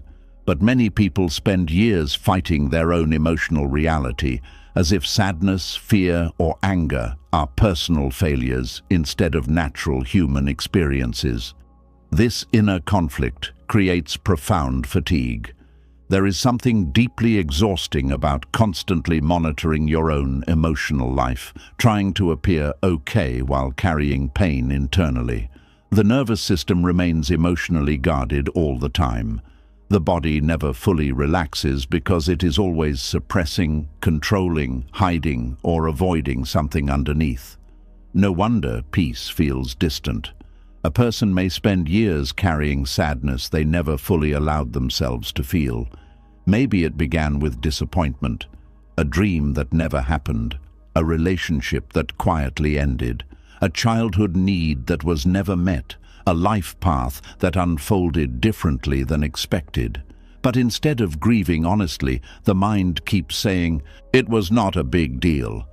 Other people have it worse. I should be grateful. I need to move on." And because the sadness never receives compassionate attention, it hardens into emotional heaviness instead. This heaviness often appears as emotional numbness. The person no longer cries easily. Joy feels distant. Life feels muted. They continue functioning externally, but internally, emotional vitality slowly fades. The tragedy is that many people mistake numbness for strength. But numbness is not peace. It is often pain that was buried too deeply for conscious awareness to reach easily anymore. Fear works similarly. Fear that is never acknowledged openly does not disappear. It transforms into chronic anxiety, overthinking, emotional control, perfectionism, or constant anticipation. A person may spend years trying to organize every detail of life perfectly without realizing they are actually trying to manage hidden fear underneath. Fear of failure, fear of abandonment, fear of uncertainty, fear of rejection, fear of not being enough. The mind keeps working endlessly to avoid these feelings directly, but avoidance itself becomes exhausting. This is why emotionally exhausted people often feel like they can never truly relax. Even during rest, the nervous system remains emotionally vigilant because unresolved fear still lives underneath awareness. Anger creates another kind of emotional weight. Many people fear anger because they associate it with destruction, conflict, or rejection. So instead of expressing anger consciously and safely, they suppress it entirely. They become overly accommodating. They silence their needs. They avoid confrontation at all costs. But buried anger does not disappear peacefully. It often becomes resentment, emotional bitterness, passive aggression, irritability, or quiet emotional distance from life itself. The person may not even realize they are angry anymore because the emotion has existed inside them for so long it simply feels normal. The body, however, still carries the tension. This is why some people feel exhausted after spending time around certain relationships. Their nervous system is suppressing enormous emotional truth constantly. They smile while feeling hurt, agree while feeling angry, stay silent while feeling unseen. The emotional labor of suppression becomes physically draining. Buddhism teaches that awareness transforms suffering because awareness interrupts unconscious resistance. When emotions are met gently instead of suppressed automatically, they lose much of their hidden power over the nervous system. This does not mean becoming emotionally overwhelmed by every feeling. It means learning how to notice emotions honestly without immediately rejecting them. Sadness says, "Something mattered deeply to me." Fear says, "I feel vulnerable." Anger says, "A boundary or pain exists here." Disappointment says, "A hope inside me was hurt." When emotions are approached with curiosity instead of shame, the nervous system no longer has to fight itself constantly. This is why emotional release often creates relief even when tears are involved. Crying is not weakness. Sometimes it is the nervous system finally stopping its emotional resistance long enough for trapped energy to move. Many people cry and apologize immediately afterward because they were taught emotional expression is embarrassing. But often those tears were carrying months or years of emotional pressure the body could no longer hold silently. The body longs for honesty more than perfection. And honesty begins with admitting what hurts instead of constantly escaping it. This can feel frightening because suppressed emotions often seem larger than they really are. The mind fears that if sadness is fully felt, it will never end. It fears grief will consume everything. It fears anger will destroy relationships. So emotions remain trapped beneath constant control. But Buddhist wisdom gently teaches that emotions become heavier when imprisoned. An emotion fully acknowledged with awareness often moves naturally through the body. An emotion denied repeatedly tends to stay stuck much longer. This changes how healing is understood completely. Healing is not becoming emotionless. Healing is becoming emotionally honest without drowning in resistance. Many emotionally exhausted people are not weak. They are carrying years of emotional suppression silently, years of pretending, years of functioning while disconnected from their real inner experience. Eventually, the nervous system grows tired of carrying what was never allowed to move. This is why burnout is often emotional before it becomes physical. The body eventually signals that something unresolved inside can no longer remain buried indefinitely. Sometimes this appears as chronic fatigue, sometimes as anxiety, sometimes as emotional numbness, sometimes as sudden breakdowns, sometimes as inability to focus, sometimes as unexplained sadness. The symptoms vary, but underneath them is often the same truth. The inner world has been neglected for too long. Buddhist mindfulness creates healing because it reconnects awareness to emotional reality gently, not through force, not through judgment, through presence. Presence says, this sadness exists right now. This fear is here. This disappointment hurts. This anger needs attention, without panic, without shame, without self-attack. This compassionate awareness softens emotional resistance. The nervous system finally receives permission to stop suppressing every feeling constantly, and slowly, emotional energy begins returning, not because difficult emotions disappear forever, but because the body no longer wastes enormous energy hiding from them. There is deep freedom in no longer needing to pretend you are unaffected by everything. You stop performing emotional invincibility. You stop treating vulnerability like failure. You stop abandoning yourself emotionally just to appear okay externally. And perhaps for the first time in a very long time, your inner world begins feeling less like a battlefield. This changes relationships too. When people suppress emotions constantly, connection becomes difficult because true intimacy requires emotional presence. A person disconnected from their own feelings often struggles to feel fully connected to others as well. Conversations remain surface level. Love feels distant. Loneliness deepens quietly. Even joy feels incomplete. But when emotional awareness returns, connection deepens naturally because the person is no longer emotionally absent from their own life. This is one reason Buddhist compassion matters so deeply. Compassion softens the harsh inner judgment that keeps emotions buried. Many people suppress feelings not because the emotions are unbearable, but because they judge themselves for having them at all. They think, I should not feel this way. I should be stronger. I should be over this. But healing rarely grows inside shame. It grows inside gentle awareness, the kind that allows emotions to exist without immediately trying to erase them. This does not mean staying trapped in suffering endlessly. It means allowing emotions to complete their natural movement instead of interrupting them through suppression constantly. A wave fully allowed eventually passes.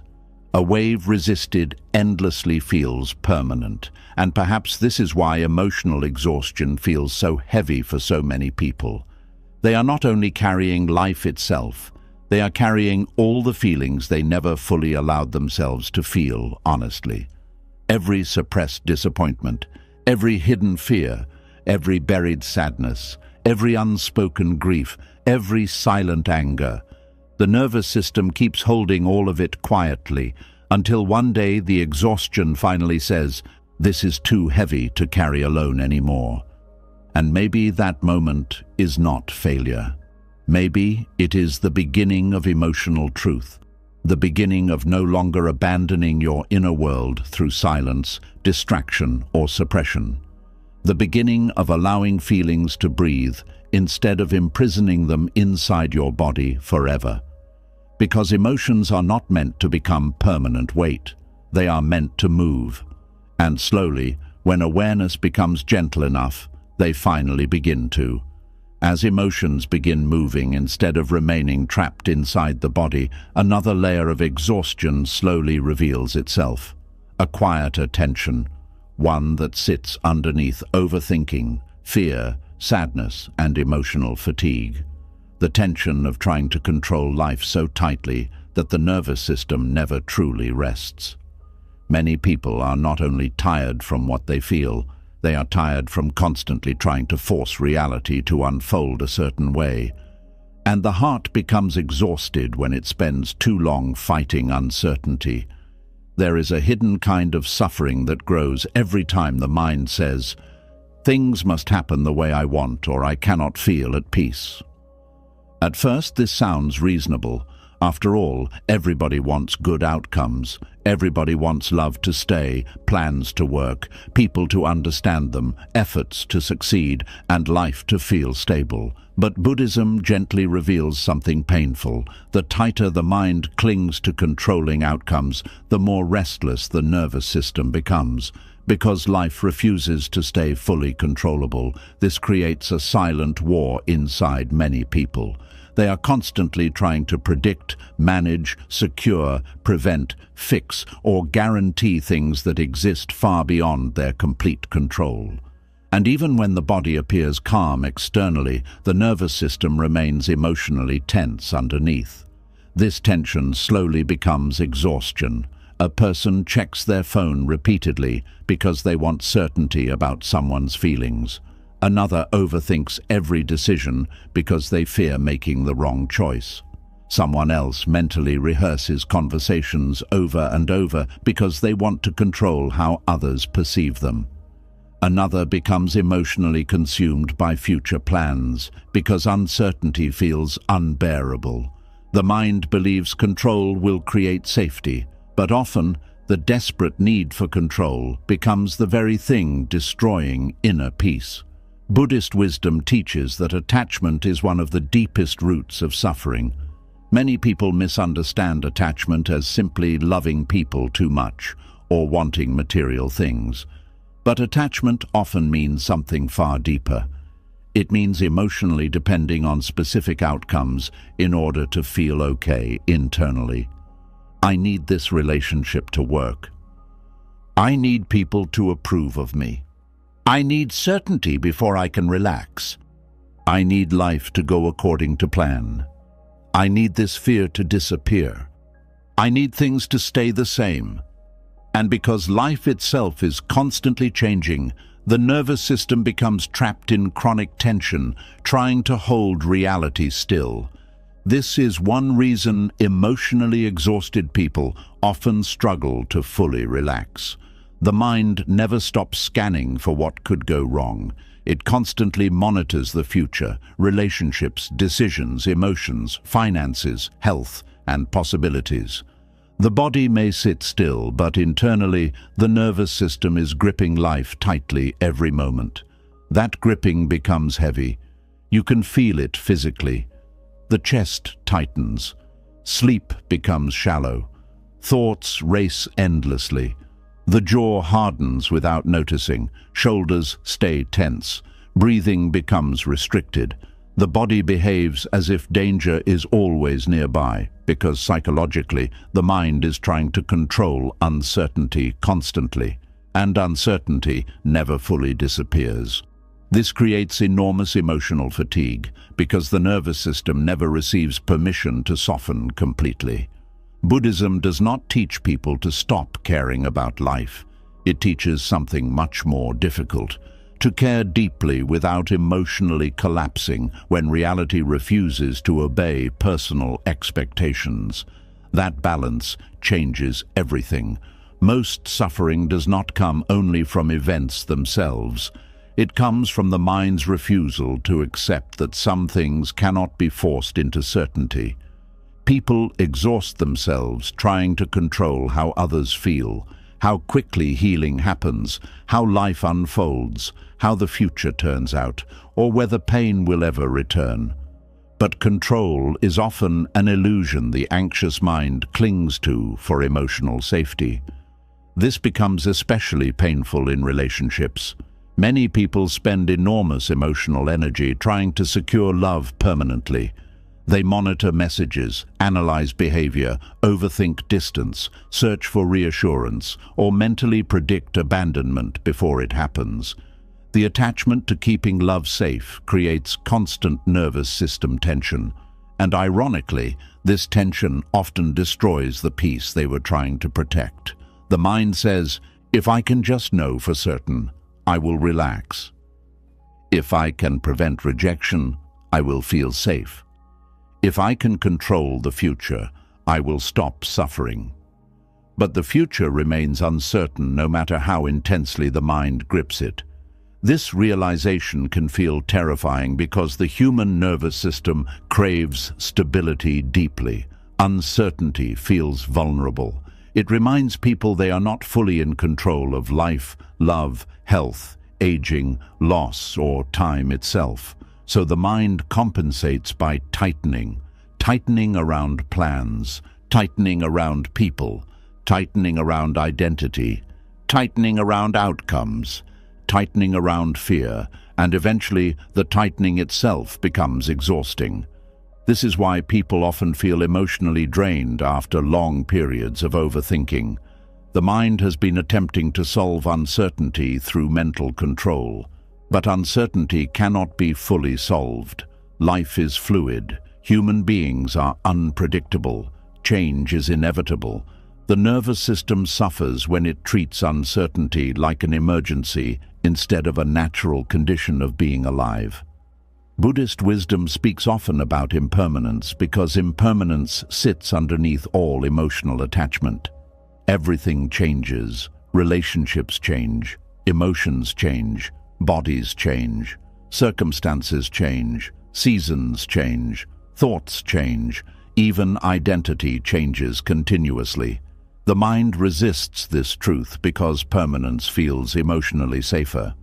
People want guarantees, permanent love, permanent security, permanent happiness, permanent certainty. But life was never designed to remain frozen.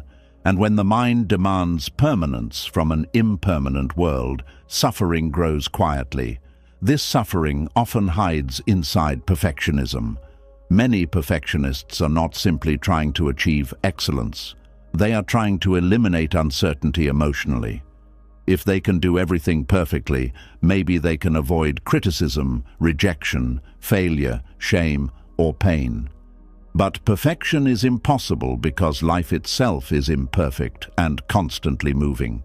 So the nervous system remains trapped in endless pressure, always improving, always fixing, always anticipating mistakes, always trying harder.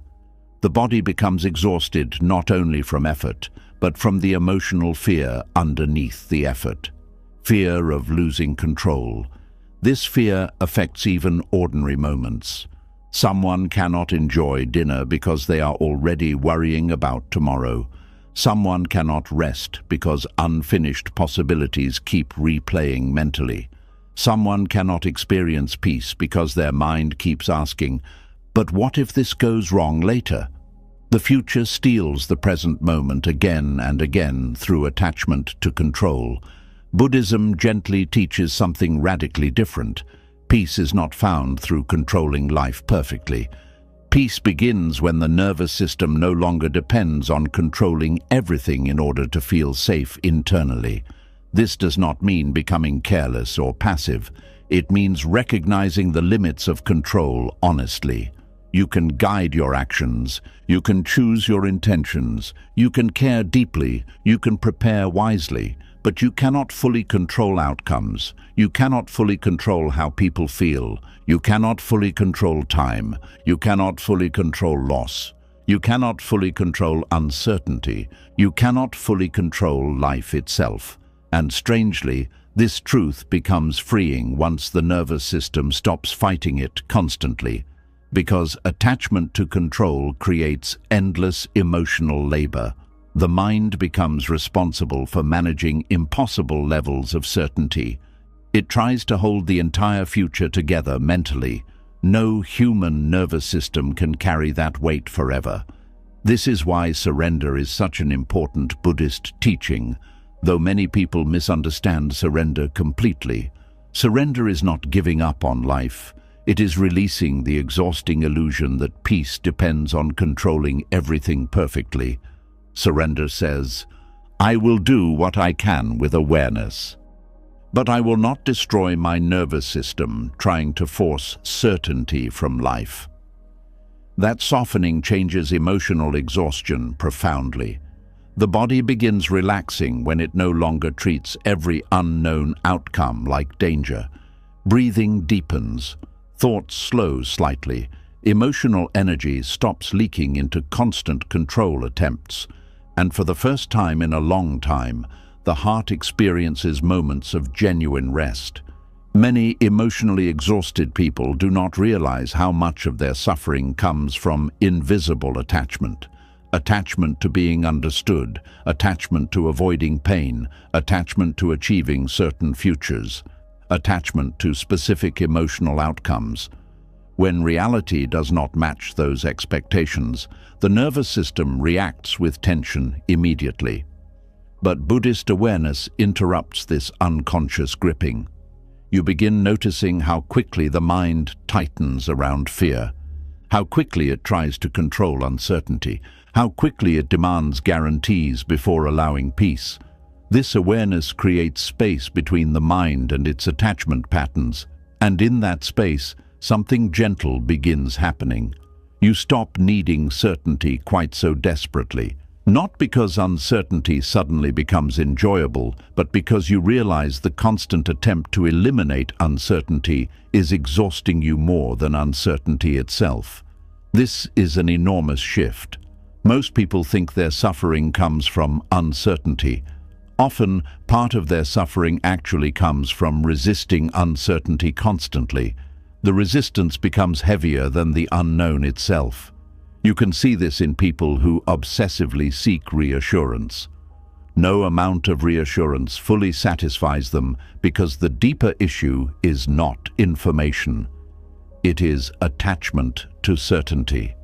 The mind keeps searching for one final answer that will permanently remove emotional discomfort. But life does not provide permanent emotional guarantees, so the nervous system stays restless. Buddhist teachings invite people into a different relationship with life, one where peace does not depend entirely on outcomes, one where the present moment matters more than endless future control, one where uncertainty can exist without completely dominating the heart. This does not happen overnight. The nervous system has often spent years learning fear-based control patterns. Letting go feels vulnerable at first because the mind mistakes control for protection, but eventually something becomes clear. Control never truly created peace. It only created temporary emotional management.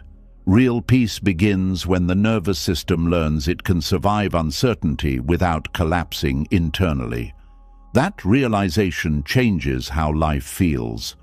A conversation no longer requires endless over-analysis. A delayed message no longer destroys emotional stability completely. A future plan no longer determines your entire sense of safety. An uncertain outcome no longer consumes every thought. The heart becomes softer because it is no longer gripping reality so tightly. And this softness matters deeply, because emotionally exhausted people are often carrying invisible tension every second of the day. Tension around relationships, around money, around identity, around the future, around healing, around being enough. The body absorbs all of it. Eventually, exhaustion becomes the nervous system's way of saying, you cannot keep holding life this tightly forever. And perhaps healing begins not by controlling more, but by loosening the grip slightly. One breath where you stop demanding certainty immediately. One moment where you allow life to remain unfinished. One conversation where you stop trying to control how you are perceived. One quiet acceptance that not everything can be solved perfectly today. These moments seem small, but they teach the nervous system something new. You are allowed to exist without controlling everything constantly. This creates emotional freedom slowly, not because life becomes predictable, not because pain disappears permanently, but because the heart stops exhausting itself, trying to force reality into permanent certainty. And maybe this is one of the deepest reasons so many people feel tired all the time. Their nervous system has spent years holding on to outcomes too tightly. trying to secure love, trying to secure safety, trying to secure identity, trying to secure the future. But life keeps changing anyway. Eventually, the exhausted heart begins learning a quieter truth. Peace was never hiding inside perfect control. It was waiting underneath the grip. The heart becomes lighter when it stops gripping life so tightly. But even after attachment softens, many people still carry another invisible burden they rarely notice. A constant stream of inner noise, endless thoughts moving through the mind from morning until night. Commentary, judgment, comparison, worry, analysis, self-criticism, imagined conversations, silent fears, mental rehearsals. And after a while, the mind becomes so loud that the body starts feeling tired too. Some people are not exhausted because life is physically demanding. They are exhausted because their inner world never becomes quiet. There is a kind of tiredness that sleep cannot fix because it does not begin in the body. It begins in the mind. A person wakes up already thinking. Before the day fully starts, the inner voice is already active. It begins evaluating, remembering, planning, comparing, worrying, predicting, criticizing. The body may still be lying in bed, but mentally, the nervous system has already started running, and it keeps running all day. This is one of the most overlooked causes of emotional exhaustion. Mental noise, not just occasional thinking, but constant inner movement that never fully stops long enough for the nervous system to recover. Buddhist wisdom teaches that the untamed mind creates enormous suffering because it constantly pulls awareness away from direct experience into endless mental activity. Most people live almost entirely inside thought without realizing how much energy thought itself consumes. Every judgment drains attention. Every worry drains calm. Every comparison drains self-worth. Every mental argument drains peace. Every repetitive thought pulls energy away from presence. And because these thoughts happen automatically, people rarely notice how exhausting their own inner dialogue has become. The mind becomes like a crowded room where dozens of voices speak at once. One voice worries about the future. Another criticizes the past. Another compares your life to others. Another fears rejection. Another questions your decisions. Another predicts failure. Another demands perfection. The nervous system listens to all of it continuously. No wonder the body feels tired even after doing very little physically. Mental noise is exhausting because the brain treats many thoughts as emotionally real experiences. When a person repeatedly worries, judges themselves, imagines conflict or replays fear, the nervous system reacts as if those situations are happening right now. The heart rate changes. The breath shortens. Stress hormones increase. Muscles tighten. The body prepares for emotional danger.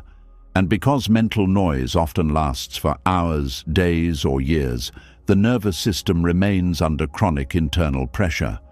Many people do not realize how aggressive their inner world has become. They think exhaustion only comes from work, responsibilities, or difficult circumstances. But some people are living with non-stop psychological pressure inside their own mind every waking moment. A person may look calm externally while internally thinking, "You are falling behind. What if everything goes wrong? Why are you like this? You should be doing more." They probably do not care about you. You are wasting time. Everyone else is doing better. This constant inner commentary slowly drains emotional life force from the inside. Buddhism often compares the untrained mind to a restless monkey jumping endlessly from branch to branch. One thought becomes another instantly. One fear becomes another worry. One comparison becomes another judgment. The mind rarely stays still long enough to experience peace directly. This is why silence can feel uncomfortable for many people. Once external noise disappears, internal noise becomes easier to hear. The person suddenly notices how much they criticize themselves, how much they fear the future, how much they compare their life, how much they mentally rehearse problems, how little rest their mind actually experiences. Mental noise becomes especially exhausting because it often feels necessary. People believe constant thinking is helping them survive emotionally. They believe over-analyzing prevents mistakes. They believe worrying keeps them prepared. They believe self-criticism improves performance. But often, these thought patterns create more suffering than protection. The mind becomes addicted to activity because stillness feels unfamiliar. This is why many emotionally exhausted people struggle to simply sit quietly without stimulation. The moment silence appears, thoughts rush in immediately. The nervous system has become conditioned to constant internal movement, and modern life intensifies this dramatically. Phones, notifications, social media, endless information, constant comparison, non-stop content. The mind rarely receives uninterrupted stillness anymore. Even moments of rest become filled with input. Scrolling while eating, watching videos while lying down, checking notifications during conversations, falling asleep to noise. The nervous system never fully resets because awareness is continuously crowded. This overstimulation weakens emotional clarity. The mind becomes fragmented across thousands of thoughts, images, fears, and comparisons every day. And eventually the body begins carrying the fatigue of mental overload physically. This is why emotional exhaustion often feels like physical heaviness. The brain consumes enormous energy during continuous mental activity. But beyond biology, mental noise creates emotional tension that the body absorbs directly. A person who constantly worries eventually feels drained physically. A person who constantly compares themselves feels emotionally depleted. A person trapped in self-judgment feels heavy without knowing why. The body cannot fully relax while the mind continues attacking itself internally. One of the loudest forms of mental noise is self-judgment. Many people speak to themselves in ways they would never speak to another human being. Constant criticism becomes normal. The mind comments on everything. You are not productive enough. You should be better by now. You always ruin things. You are too emotional. You are failing. You are not enough. This inner hostility creates profound nervous system exhaustion because the body experiences self-judgment as emotional threat. The nervous system does not fully distinguish between external attack and internal attack. Harsh inner commentary activates stress responses repeatedly throughout the day, and because the criticism comes from inside, there is nowhere to escape from it. Some people have lived with this inner voice for so long they no longer notice how cruel it has become. They think it is motivation. But constant self-attack rarely creates peace. It creates emotional depletion. Comparison creates another layer of mental exhaustion. The comparing mind never rests because there will always be someone richer, happier, more attractive, more successful, more loved, more confident, or more accomplished. Social media intensifies this constantly by exposing people to endless, carefully edited versions of other lives. The mind begins measuring itself automatically. They are ahead. They are happier. They have what I do not. My life should look different. And each comparison quietly steals emotional energy. Buddhist wisdom teaches that suffering increases when the mind becomes attached to measuring reality constantly instead of experiencing it directly. Comparison pulls awareness away from the life already unfolding and into imagined emotional rankings. The result is chronic dissatisfaction. Even beautiful moments become interrupted by mental evaluation. A person cannot enjoy their own progress because the mind immediately searches for someone doing better, cannot enjoy rest because the mind says they should be accomplishing more, cannot feel enough because the mind constantly moves the standard further away. This endless measuring creates invisible exhaustion. Worry creates another form of mental noise that deeply affects the nervous system. Worry feels productive because the mind mistakes mental preparation for emotional safety. But many worries simply replay uncertainty without resolution. The mind circles endlessly. What if this happens? What if I fail? What if they leave? What if something goes wrong? And because most worries have no immediate answer, the nervous system remains trapped in unresolved tension. Worry becomes especially exhausting because it rarely stays contained to one issue. One fear triggers another. One uncertainty creates 10 more imagined problems. The mind spirals into endless scenarios. Meanwhile, the body continues absorbing the stress physically. This is why chronic overthinkers often feel tired, even after doing very little externally. Their nervous system has been emotionally running all day long. Mental noise also disconnects people from the present moment completely. Someone drinks coffee without tasting it because they are mentally elsewhere, walks through nature without noticing it, listens during conversations without fully hearing, lies in bed while mentally rehearsing tomorrow. Life becomes filtered through non-stop thought instead of directly experienced. Buddhism gently points toward something many people have forgotten. Peace is not found by controlling every thought. Peace begins when awareness no longer becomes trapped inside every thought automatically. Thoughts are not always truth. Not every mental voice deserves belief. Not every fear deserves complete surrender. This awareness changes everything.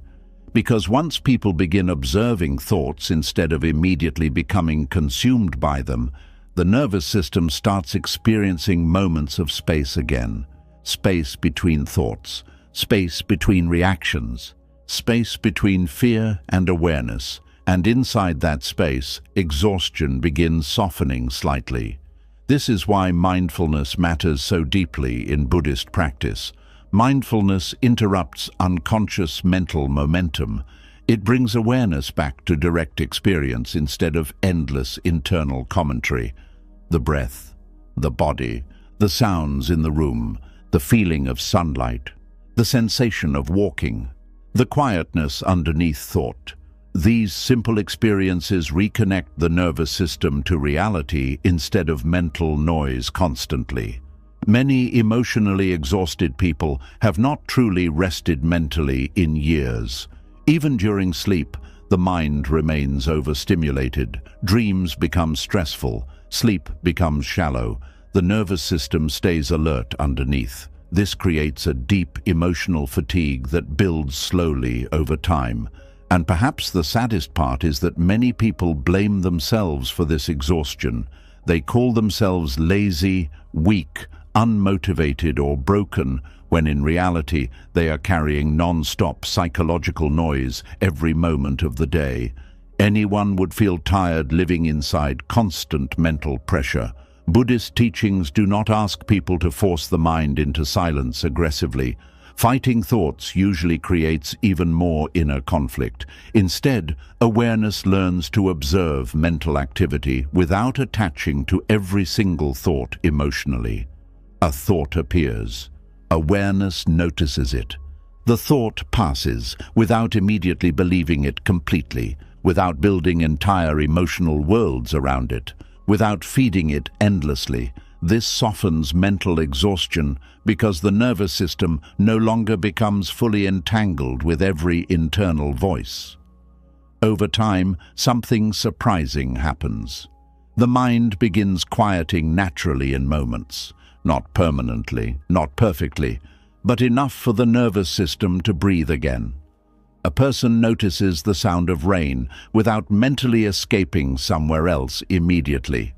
notices their breathing, feels sunlight on their skin, experiences a meal fully, listens during conversations without rehearsing responses constantly. These moments may seem ordinary, but they restore emotional energy because awareness returns to life itself instead of remaining trapped inside endless commentary. Mental noise loses power when presence deepens. This is why Buddhist stillness feels so healing to many people. Not because life becomes magically problem-free, but because awareness stops being consumed entirely by inner chaos. The nervous system finally experiences moments where it does not have to defend, compare, predict, criticize, or rehearse constantly. Moments where existence simply unfolds quietly. And perhaps this is one of the deepest forms of exhaustion modern people carry. Not only physical fatigue, but the exhaustion of never escaping their own mental commentary, the endless narration, the endless evaluation, the endless worry, the endless pressure, the endless comparison. Eventually, the mind becomes too crowded to hear peace anymore. But peace was never truly gone. It was buried underneath the noise. And healing begins when awareness slowly remembers how to listen beneath the constant mental movement. Not to force silence, not to become emotionless, not to stop thinking completely, but to finally realize that you do not have to follow every thought until exhaustion destroys your inner world. Some thoughts are simply noise, and the nervous system has been carrying too much of it for far too long. When the mind finally becomes quieter, something else begins to appear. Tiny habits that once seemed harmless. Small emotional patterns repeated so often they became invisible. Constant overthinking, the need to be liked, the habit of checking for approval, the urge to emotionally predict what others feel. None of these seem heavy at first. But over time, they quietly drain energy from the nervous system little by little, day after day, and eventually the soul begins feeling weak without understanding where all its energy went. Some exhaustion does not come from one large emotional wound. It comes from hundreds of tiny leaks happening every single day. Small mental habits that quietly pull emotional energy away from the nervous system without drawing much attention to themselves. A little worry here, a little people-pleasing there, a little overthinking before sleep, a little emotional guessing during conversations. None of these seem serious individually, but together they slowly drain the inner world like water leaking from cracks no one notices. Buddhist wisdom teaches that suffering is often sustained not only by dramatic events, but by unconscious habits repeated continuously. The mind becomes conditioned to leak energy through patterns it no longer questions. And because these patterns feel normal, people rarely realize how much exhaustion they create. One of the biggest energy leaks is overthinking. The overthinking mind rarely rests because it constantly revisits situations, trying to achieve emotional certainty. It analyzes conversations repeatedly, searches for hidden meanings, rehearses possibilities, predicts reactions, questions decisions, doubts itself endlessly, and every cycle consumes emotional energy. At first, overthinking feels productive. The mind believes more analysis will create more safety, but most overthinking does not create clarity. It creates emotional spinning. The nervous system stays activated because the mind never fully leaves the problem alone. Even during moments of rest, part of the brain remains emotionally occupied. This is why people sometimes feel tired after spending an hour alone with their thoughts. The body barely moved, but internally the nervous system traveled through countless emotional scenarios. Buddhism gently teaches that the mind creates suffering when it compulsively clings to thought as a source of control. Overthinking becomes an attempt to solve uncertainty emotionally through mental repetition, but uncertainty rarely disappears through analysis alone. So the mind continues circling, and circling, and circling. Meanwhile, emotional energy slowly drains away. People-pleasing creates another deep energy leak that many people do not recognize until exhaustion becomes overwhelming. A person constantly monitors how others feel. They adjust themselves to avoid disappointing anyone. They say yes when they want to say no. They hide their true feelings to maintain harmony. They become emotionally responsible for everyone around them. And over time, they lose connection with their own emotional needs completely. This habit often begins in childhood. Some people learned that love depended on being agreeable, useful, calm, helpful, or emotionally easy to handle. They discovered that conflict created emotional danger, so they adapted by becoming highly sensitive to other people's moods and expectations. The nervous system became trained to prioritize external approval over internal truth. This creates enormous emotional fatigue because the person is constantly performing emotional management. They monitor tone, monitor reactions, monitor approval, monitor acceptance, monitor disappointment. The body stays emotionally alert all the time. Even small social interactions become draining because the nervous system never fully relaxes around others. Part of the mind is always asking, are they upset? Did I say something wrong? Do they still like me? Am I disappointing them? This constant emotional scanning quietly weakens the inner world. Buddhist wisdom teaches that attachment to external validation creates suffering because peace becomes dependent on forces outside your control.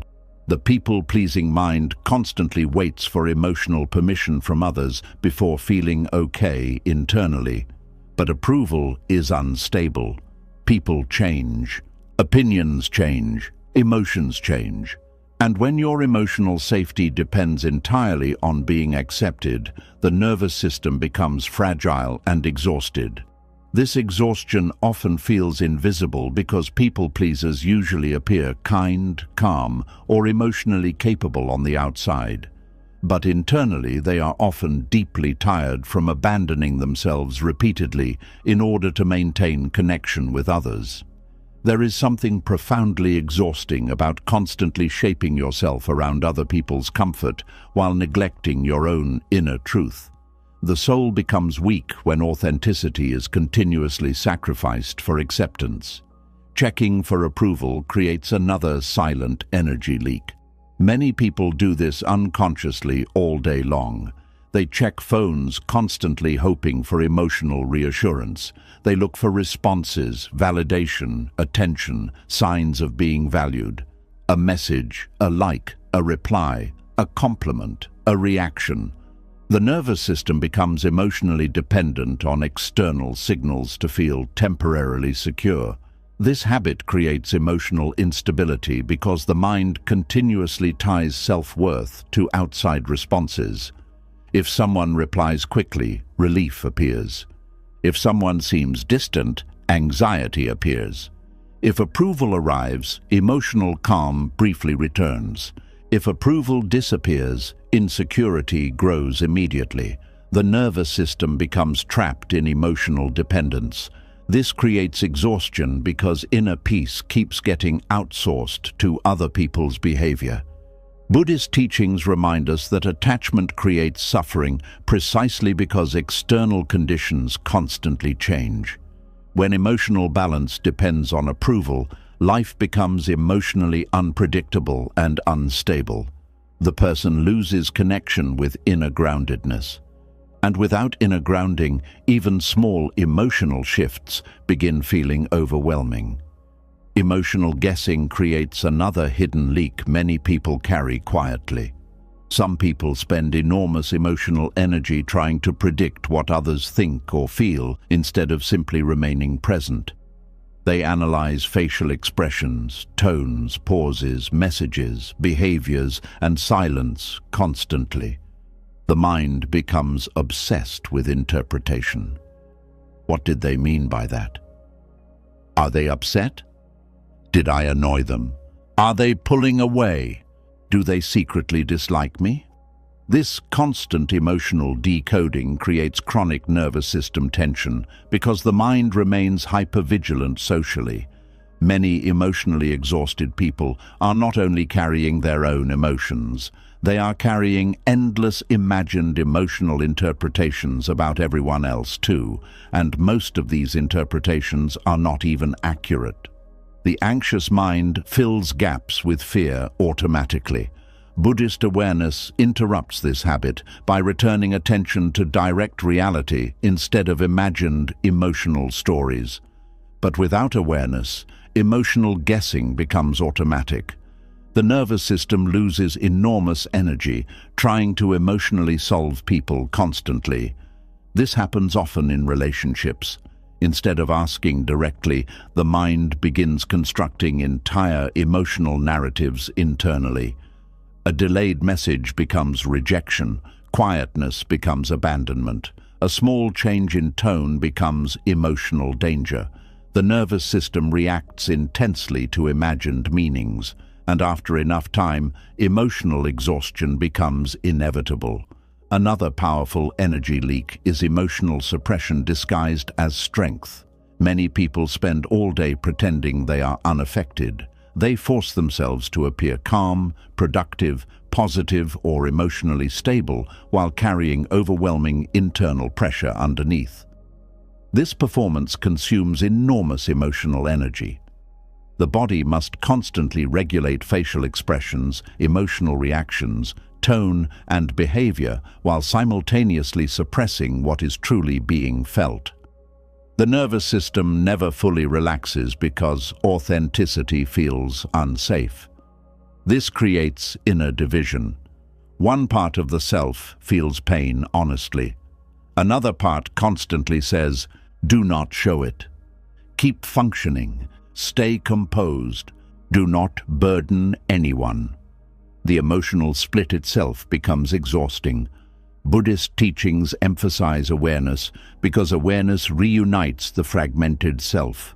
Instead of endlessly suppressing emotions or performing emotional perfection, awareness allows honesty to exist gently. That honesty restores energy because the nervous system no longer wastes so much effort hiding from itself. Perfectionism creates another major leak. The perfectionistic mind constantly believes more effort will finally create emotional safety. If everything is done perfectly, maybe criticism can be avoided. Maybe rejection can be prevented. Maybe worthiness can finally be earned. So the mind remains in endless self-monitoring, always correcting, always improving, always pushing, always doubting. Perfectionism rarely creates peace because the standard keeps moving endlessly. Nothing ever feels fully enough. The nervous system stays trapped in pressure. This becomes deeply exhausting because the person never experiences emotional completion internally. Even accomplishments feel temporary. Relief disappears quickly because the mind immediately finds another flaw or another fear. The inner world becomes a place of constant evaluation instead of rest. Buddhist wisdom teaches that grasping for perfection creates suffering because life itself is imperfect, changing, and incomplete by nature. The nervous system suffers when it refuses to allow imperfection to exist peacefully. Another quiet energy leak is resentment. Many people carry small resentments daily without fully acknowledging them. Unspoken frustrations, hidden disappointments, silent emotional wounds. The person continues functioning externally while internally carrying unresolved tension toward others, life, or themselves. This emotional tension quietly consumes energy constantly. The nervous system stays emotionally contracted around unresolved hurt. Even if the resentment remains unspoken, the body still carries its weight. This is why unresolved emotional tension often feels physically heavy. The body absorbs emotional contraction directly. Buddhist compassion softens resentment not by denying pain, but by loosening the emotional grip around it. Resentment drains life force because it keeps the nervous system emotionally attached to suffering continuously. Fear of missing out creates another modern energy leak. Many people cannot fully rest because the mind constantly believes something better is happening elsewhere. Someone else is succeeding more, someone else is happier, someone else is living more fully. This creates chronic dissatisfaction with the present moment. The nervous system becomes emotionally scattered across endless imagined alternatives. Instead of inhabiting life directly, the mind keeps reaching outward toward hypothetical better experiences. This restless reaching weakens emotional presence deeply. Buddhism teaches that craving itself creates suffering because the mind continually moves away from what already exists in search of another emotional state. And the constant reaching becomes exhausting. One of the deepest energy leaks of all is self-abandonment. Every time a person ignores their own emotional truth to maintain approval, avoid discomfort, or satisfy external expectations, inner energy weakens slightly. Ignoring boundaries, ignoring exhaustion, ignoring sadness, ignoring intuition, ignoring emotional needs. The nervous system slowly loses trust in itself because awareness repeatedly turns away from inner reality. This creates deep emotional fatigue over time. Healing begins when awareness starts noticing these small leaks compassionately instead of judging them harshly. Noticing, I am overthinking again. I am searching for approval again. I am abandoning my feelings again. I am carrying emotional tension that is not mine to hold. This awareness matters because unconscious habits lose power once clearly seen. Buddhist mindfulness is not only about dramatic spiritual experiences. It is about becoming conscious of the tiny ways suffering gets recreated every day through repetitive mental and emotional habits. And slowly, something begins changing. The person pauses before spiraling into overthinking, pauses before sacrificing themselves for approval, pauses before emotionally chasing reassurance, pauses before automatically abandoning their own inner truth. These pauses protect emotional energy, because energy is not only lost through hard work or difficult events, it is often lost through unconscious emotional habits repeated thousands of times quietly. The nervous system becomes stronger when these leaks begin closing, not stronger through force, not stronger through emotional suppression, stronger through awareness. Awareness restores energy because it stops unnecessary emotional bleeding. And perhaps this is why many people feel weak without understanding why. Their emotional energy has been leaking slowly for years through habits that became invisible. Constant worry, constant comparison, constant approval seeking, constant self-monitoring, constant emotional guessing. The body keeps carrying the cost. Eventually, exhaustion becomes the soul's way of saying, you cannot continue giving your energy away this carelessly forever. And maybe healing begins not with becoming someone new, but with finally noticing where your energy has been quietly disappearing all along. Because peace is not only created through rest. Sometimes peace is created by closing the leaks that were draining you every single day. As the small leaks of emotional energy begin to reveal themselves, another truth slowly rises underneath them all. The body has been speaking quietly this entire time, through tension, through heaviness, through exhaustion, through shallow breathing, through headaches, tight shoulders, restless sleep, stomach discomfort, numbness, and fatigue. But many people became so mentally distracted that they stopped listening, and eventually the body grows tired of being ignored. Some people spend their entire lives living inside their thoughts while remaining disconnected from the body carrying those thoughts.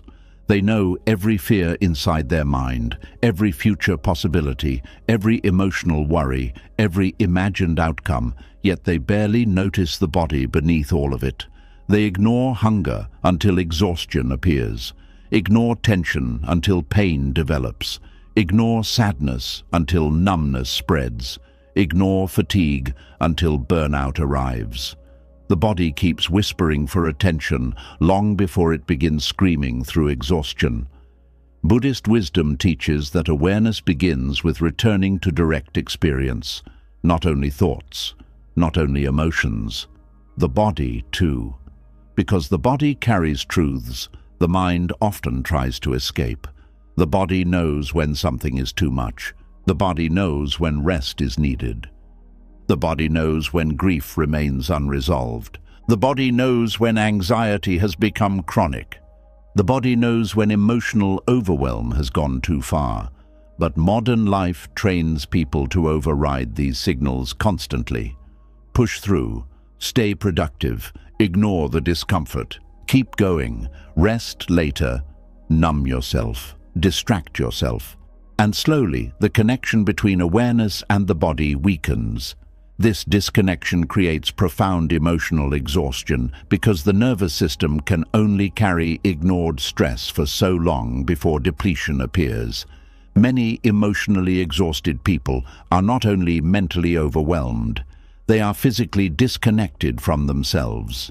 They move through life almost entirely from the neck upward, trapped inside thought, while the body quietly absorbs all the emotional consequences underneath. This is why someone can say, "I'm fine," while their body tells another story completely. The jaw remains clenched, the shoulders stay tight, breathing remains shallow, sleep feels restless, the stomach feels heavy, the chest feels constricted. The body speaks constantly, but the mind has become too noisy to hear it. Buddhism places so much emphasis on mindfulness of the body because the body anchors awareness in reality. The mind escapes into fear, memory, comparison, fantasy, and worry. The body always remains here. But many people abandoned the present moment physically a long time ago. They eat without tasting, walk without feeling their steps, breathe without noticing the breath, rest without truly relaxing, touch their own body only through judgment. The nervous system becomes fragmented because awareness no longer inhabits the body fully. This fragmentation creates emotional fatigue. There is something deeply exhausting about living disconnected from your own physical experience. The body becomes treated like a machine instead of a living part of your emotional world. A person feels tired but ignores it, feels overwhelmed but keeps pushing, feels emotionally heavy but keeps distracting themselves, feels anxious but keeps scrolling, feels lonely but keeps staying busy. And over time, the body stops trusting the mind to care for it gently. This is why emotional exhaustion often appears physically before people consciously recognize what is happening emotionally. The body sends signals first: difficulty sleeping, chronic fatigue, tension headaches, digestive discomfort, brain fog, muscle tightness, restlessness, emotional numbness. The nervous system keeps asking for care long before collapse arrives. But many people were never taught how to listen. Some learned that their body only mattered when it performed well. Others learned to disconnect from bodily feelings because emotions felt unsafe. Some became so consumed by survival, productivity, or emotional stress that awareness gradually left the body almost completely. This creates a painful kind of inner abandonment. The body continues carrying life faithfully while receiving very little presence in return. Buddhist awareness gently rebuilds this lost relationship, not through perfection, through noticing the breath again, noticing tension again, noticing exhaustion honestly, noticing hunger, noticing sadness living inside the chest, noticing how quickly the nervous system becomes overwhelmed.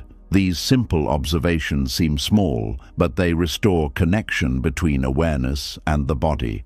And connection changes healing completely. Many people try to solve emotional exhaustion entirely through mental analysis. They think more understanding alone will fix everything. But emotional exhaustion is not only intellectual, it is deeply physical.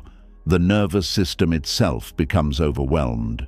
This is why people sometimes feel emotionally drained even when they understand their problems logically. Awareness inside the mind is important, but the body also needs safety, rest, softness, nourishment, movement, breathing, and care. The body cannot heal through insight alone while remaining chronically neglected physically. Buddhist teachings understand this deeply. The breath becomes central because breathing reconnects awareness to the body gently. Every conscious breath tells the nervous system, "You are here. You can soften. You do not need to fight every moment." But many people have forgotten how to breathe fully. Anxious minds create anxious bodies. Breathing becomes shallow because the nervous system stays prepared for emotional threat constantly. The chest tightens, the stomach contracts, muscles remain tense, and because this tension becomes habitual, people stop noticing it entirely. They believe exhaustion is simply normal, but the body was never designed to carry endless emotional tension without relief. One of the deepest forms of self-neglect is ignoring what the body has been trying to communicate for years. The body says, "I am tired. I need stillness. I need nourishment. I need sleep. I need gentleness. I need release. I need care." But the mind keeps saying, "Not now. Keep functioning. Push through. You are lazy. You should be stronger." This inner conflict drains enormous emotional energy. The nervous system becomes trapped between genuine bodily need and mental resistance. Many emotionally exhausted people have not truly rested in years because even their rest contains self-judgment. They lie down physically while mentally attacking themselves for not doing more. The body never receives full permission to relax safely. This creates chronic tension underneath ordinary life. Buddhist compassion changes this relationship profoundly. Compassion toward the body softens the harshness many people carry internally. Instead of treating the body like an obstacle or machine, awareness begins treating it like something alive, deserving care. This may sound simple, but for emotionally exhausted people, it can feel revolutionary. To rest without guilt, to eat slowly, to breathe consciously, to notice exhaustion without shame, to stop forcing productivity during emotional overwhelm. These moments restore nervous system safety gradually. The body also stores emotional memory. This is why certain emotions appear physically. Anxiety tightens the chest. Fear contracts the stomach. Grief creates heaviness. Shame collapses posture. Anger creates heat and tension. The body remembers emotional experiences long after the mind tries to move on intellectually. Many people believe they have gotten over painful experiences because they stopped thinking about them consciously. But the body still reacts, still tightens, still braces emotionally during similar situations. The nervous system never fully processed what happened. This is why healing often requires returning awareness to bodily experience gently. Not to force emotional pain out aggressively, but to finally listen compassionately instead of disconnecting automatically. A person notices, "My chest tightens every time I feel rejected. My body becomes exhausted around certain people. My stomach hurts when I suppress my emotions. My breathing disappears when anxiety rises." This awareness matters deeply because the body reveals emotional truths the mind often hides. Buddhist mindfulness invites people back into the body not to obsess over discomfort, but to stop abandoning themselves physically. Because emotional exhaustion grows when awareness leaves the body completely. Modern life makes this disconnection extremely common. People live through screens, thoughts, notifications, and stimulation while barely noticing their own physical existence.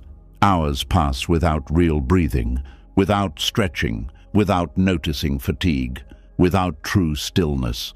The body becomes an afterthought, and eventually exhaustion becomes unavoidable because the nervous system was never meant to function without conscious care indefinitely. This is especially true for sensitive people. Sensitive nervous systems absorb emotional environments deeply: tension from others, emotional conflict, noise, pressure, uncertainty, overstimulation. Without grounding in the body, sensitive people become emotionally flooded very quickly. The body needs rituals of return, simple moments, bare feet on the floor, deep breathing, slow walking, silence, stretching, resting consciously, feeling sunlight, drinking water slowly, eating with presence. These are not meaningless self-help habits. They reconnect awareness to the nervous system itself, and the nervous system heals through presence more than pressure. Many emotionally exhausted people secretly believe they must earn care. They only allow themselves gentleness after reaching impossible standards. But the body cannot survive endless emotional deprivation forever. The nervous system needs compassion now, not only after perfection is achieved. Buddhism teaches that awareness itself is healing because awareness interrupts unconscious neglect. Once you truly notice how disconnected you have become from your body, something softens. You begin checking in with yourself differently. Not, "How much did I accomplish today?" but, "How does my body actually feel right now?" Not, "How do I force myself harder?" but, "What is my nervous system trying to tell me?" These questions rebuild inner trust slowly. And trust matters because many emotionally exhausted people no longer feel safe inside themselves. Their body has been ignored, overridden, criticized, or abandoned for so long that exhaustion became its final way of demanding attention. The body eventually says, "You cannot continue treating me like this forever." And perhaps emotional exhaustion is not always punishment. Perhaps sometimes it is communication, a signal that awareness has drifted too far away from the body carrying your life, a signal that your nervous system no longer wants survival alone. It wants presence, care, gentleness, connection. This changes healing completely. Healing stops becoming another achievement to force. It becomes a relationship of listening. Listening to fatigue, listening to tension, listening to sadness, listening to overwhelm, listening to the breath again, and slowly the body responds. Sleep deepens slightly, breathing softens slightly, the chest loosens slightly, moments of calm return unexpectedly. Not because life suddenly becomes easy, but because awareness finally comes home to the body instead of abandoning it constantly. And maybe this is one of the quietest forms of Buddhist wisdom. Peace does not only live inside the mind. Sometimes peace begins the moment you stop ignoring the body that has been carrying your pain silently all along. The body begins healing the moment awareness returns to it gently. But even after someone starts listening to their exhaustion, another hidden pain often remains underneath everything else. The pain of pretending to be okay, pretending to be calm, pretending to be strong, pretending nothing hurts while carrying invisible emotional weight inside every day. And after a while, the soul becomes tired from carrying two lives at once. The life people see, and the life quietly breaking underneath it. Some people become so skilled at hiding their pain that even they forget how exhausted they truly are. They smile automatically.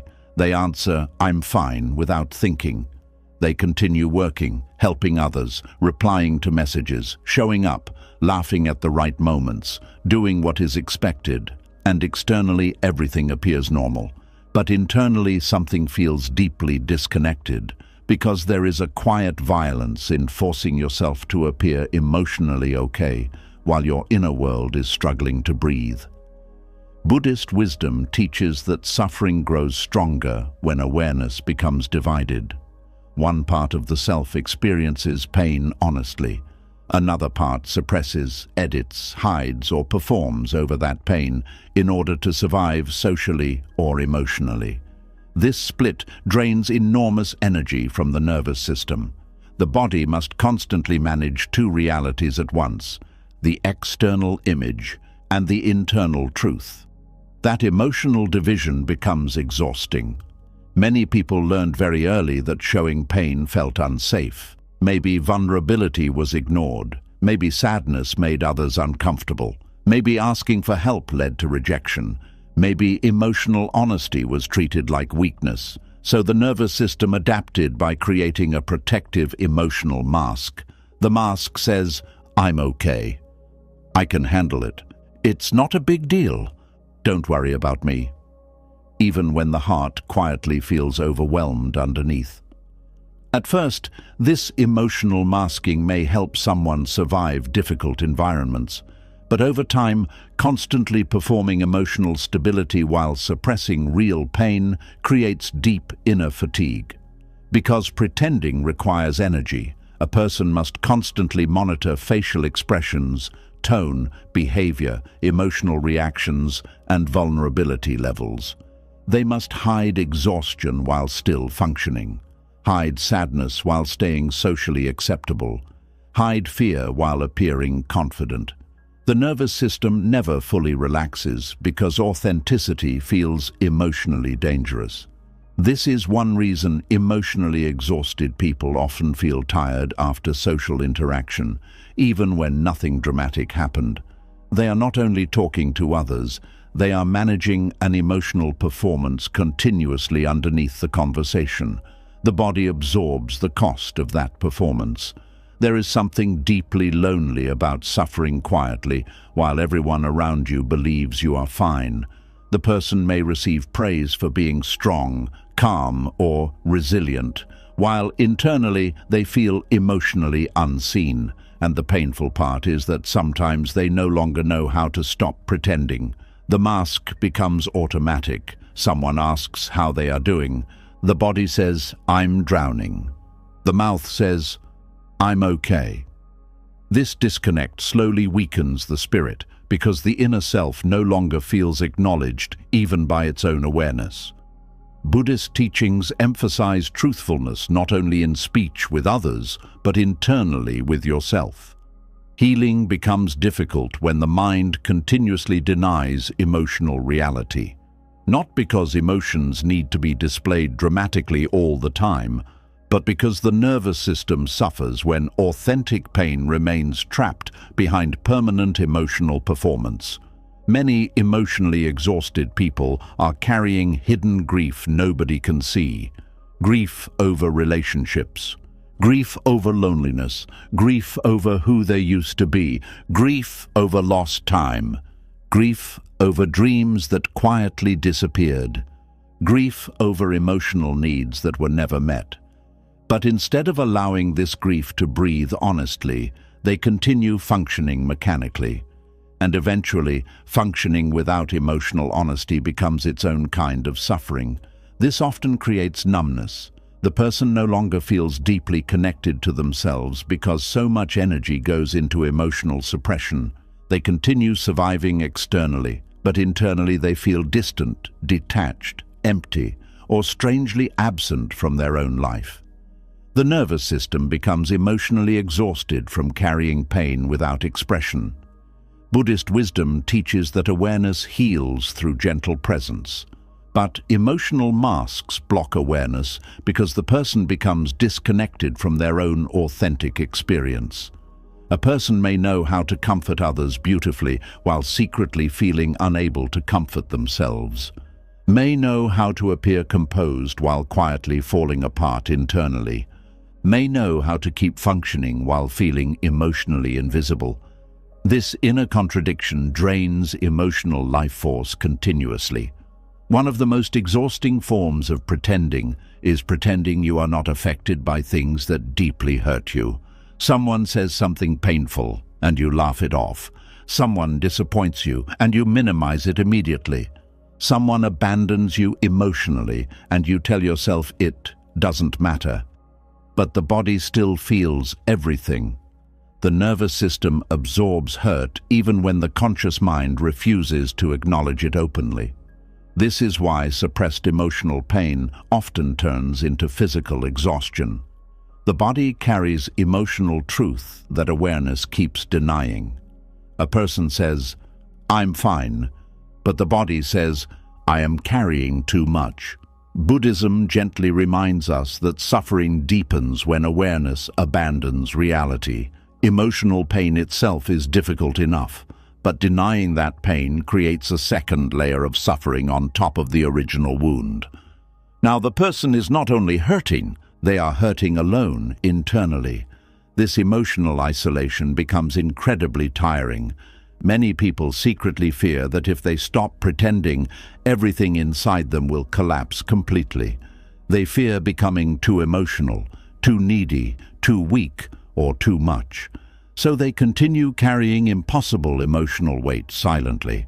But emotional suppression does not create true strength. It creates emotional distance from the self. True strength is not the absence of pain. It is the ability to stay compassionately present with pain without abandoning yourself. That is very different. The nervous system relaxes when it no longer has to constantly perform emotional invulnerability. This is why moments of emotional honesty often feel strangely relieving, even when tears appear.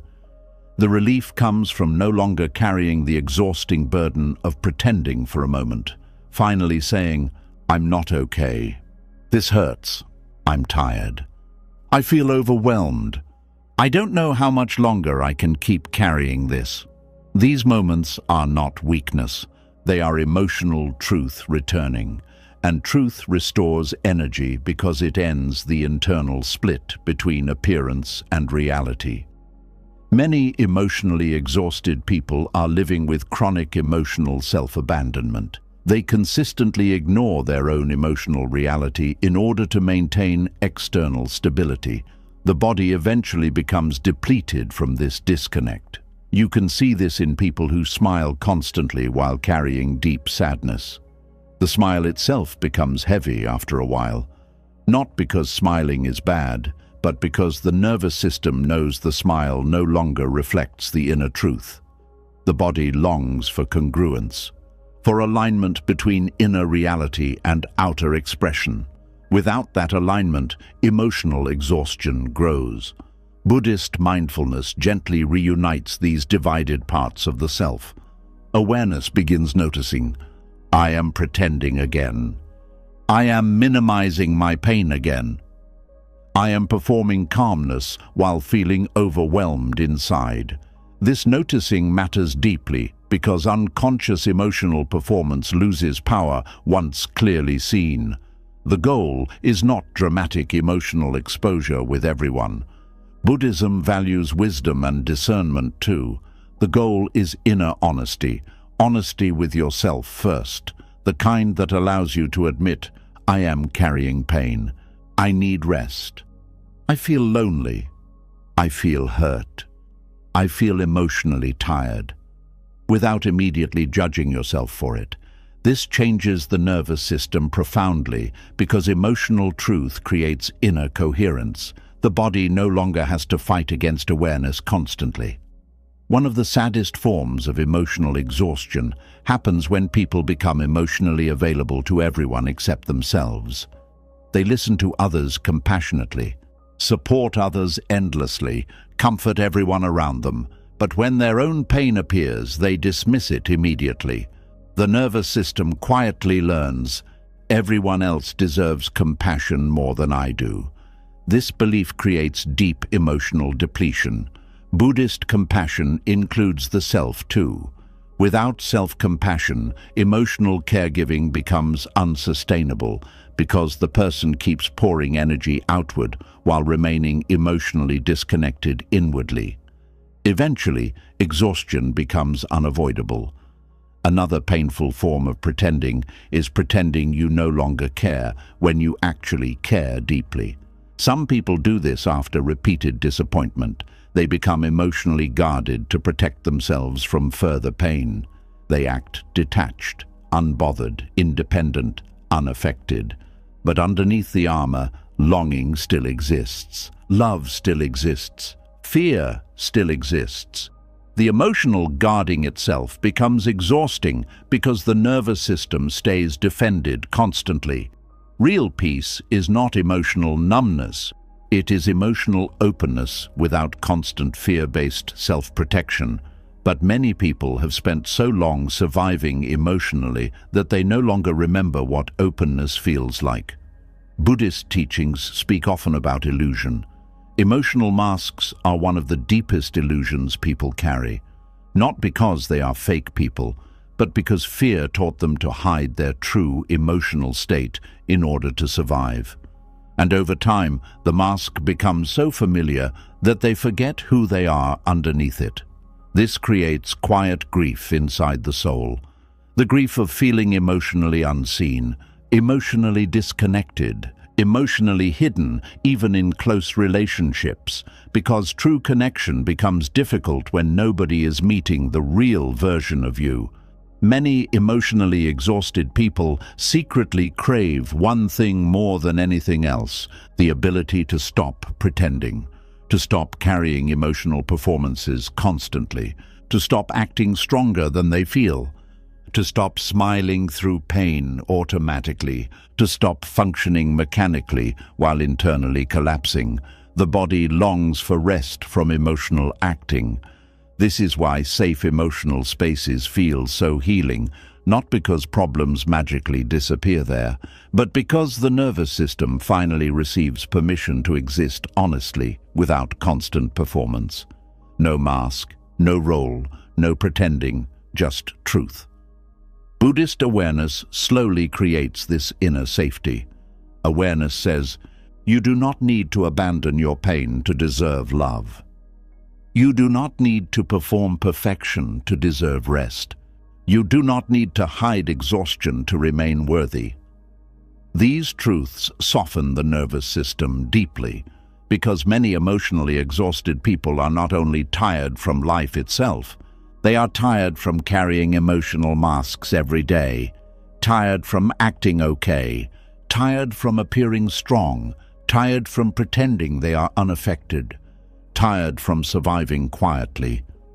Eventually, the soul begins longing for honesty more than performance, and maybe healing begins there, not with dramatic transformation overnight, not with becoming emotionally perfect, but with small moments of truth, moments where you stop lying to yourself about how much pain you are carrying, moments where you stop forcing smiles your nervous system can no longer hold, moments where awareness gently says, this hurts, this matters, you are not okay right now, without shame, because emotional honesty is not weakness. It is the beginning of inner reunion. The nervous system heals when it no longer has to split itself into two separate realities constantly. And perhaps this is why pretending becomes so exhausting after a while. The body can survive pain for long periods, but carrying pain while simultaneously pretending it does not exist slowly drains the spirit in ways words rarely capture. Eventually, the mask itself becomes heavier than the pain underneath it, and the heart begins whispering something very simple. I do not want to pretend anymore. The heart begins healing when it no longer has to pretend all the time. But once the mask starts falling away, another fear often rises underneath it. The fear of not knowing what will happen next, not knowing how life will unfold, not knowing whether things will work out, whether people will stay, whether pain will return, whether the future will feel safe. And for many people, this fear quietly follows them everywhere, even on the calmest days, because the mind keeps searching for certainty in a world that was never designed to give permanent answers. There is a strange kind of exhaustion that comes from constantly needing reassurance about the future. A person may wake up to a quiet morning with nothing urgent happening at all, yet internally, the nervous system already feels heavy. Thoughts begin moving immediately. Questions appear before the day even starts. What if something goes wrong? What if I fail? What if they stop caring? What if life never gets better? What if I make the wrong decision? What if I cannot handle what is coming? The body remains safe in the present moment, but the mind keeps traveling ahead, searching for guarantees it can never fully find. This is one of the deepest causes of emotional exhaustion, the constant craving for certainty. Buddhist wisdom teaches that suffering grows when the mind demands stability from a life built on impermanence. Everything changes, relationships change, emotions change, plans change, bodies change, circumstances change. Even the version of yourself you believe you are changes quietly over time. But the human mind longs for permanence. It wants clear answers, clear outcomes, clear futures, clear emotional safety. And when certainty cannot be found, the nervous system becomes restless.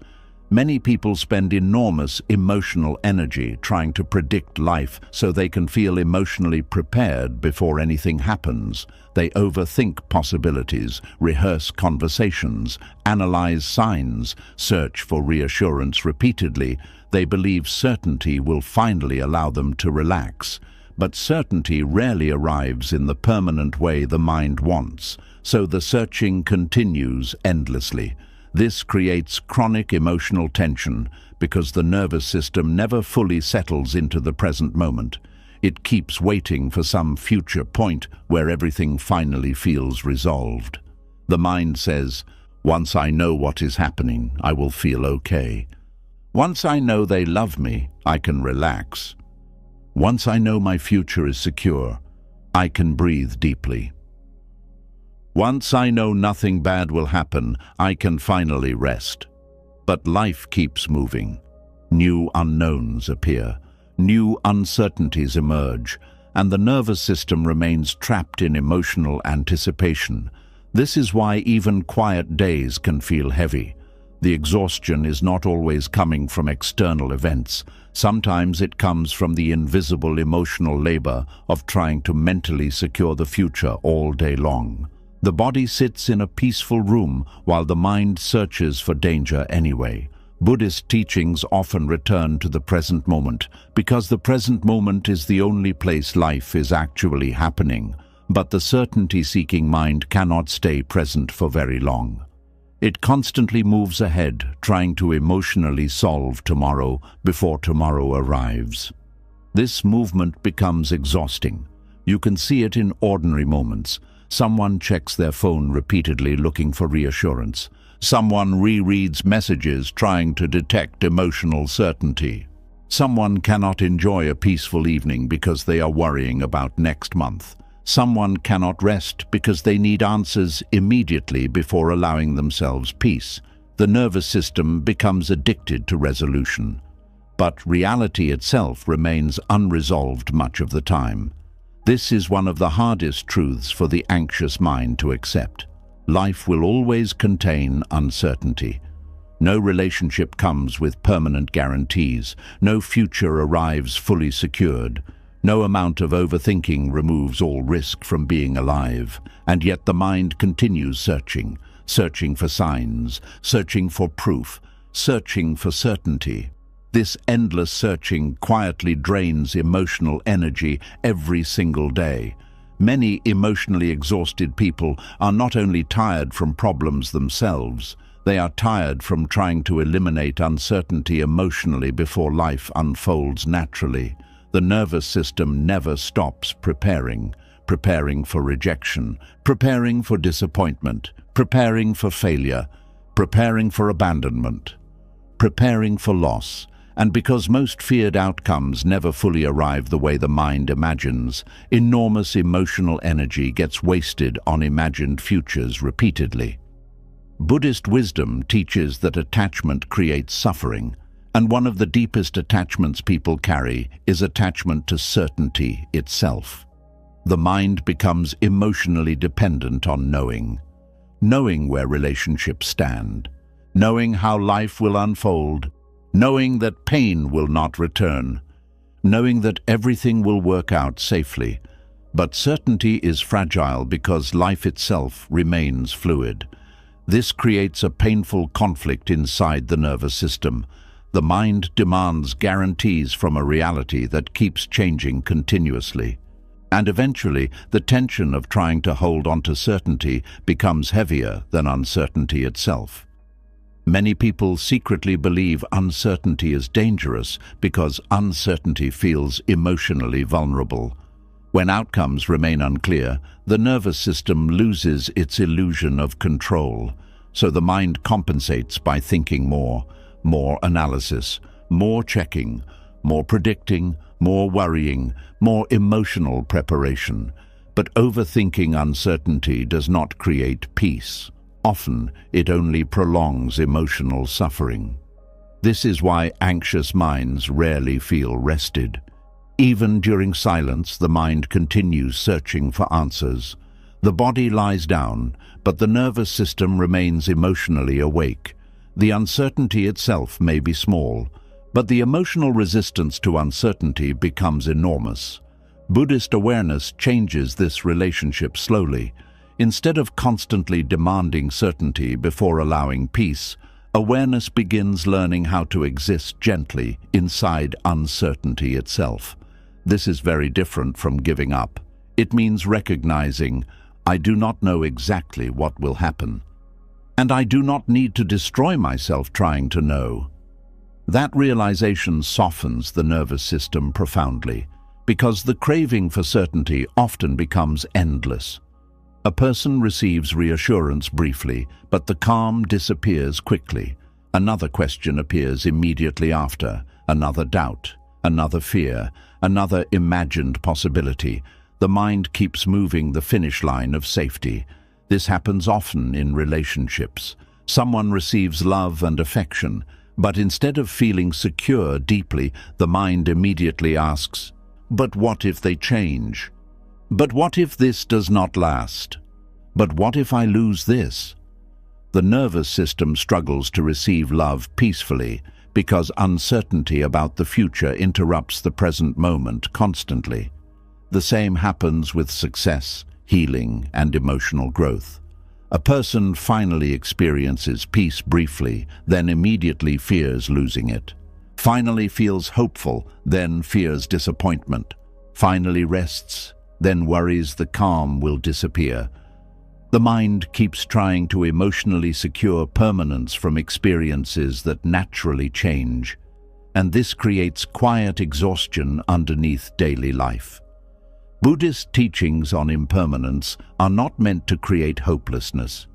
They are meant to free the nervous system from exhausting attachment to certainty. Because when you stop demanding permanent guarantees from life, something surprising happens. You begin experiencing moments more fully instead of constantly fearing their ending. You begin breathing more deeply instead of preparing for disaster all the time. You begin listening instead of mentally predicting. You begin resting instead of emotionally rehearsing. The nervous system softens because it no longer treats uncertainty like an emergency every second of the day. This softening matters deeply because many emotionally exhausted people are carrying invisible fear constantly. Fear of what might happen, fear of what could change, fear of what they cannot control. And the body absorbs all of it physically.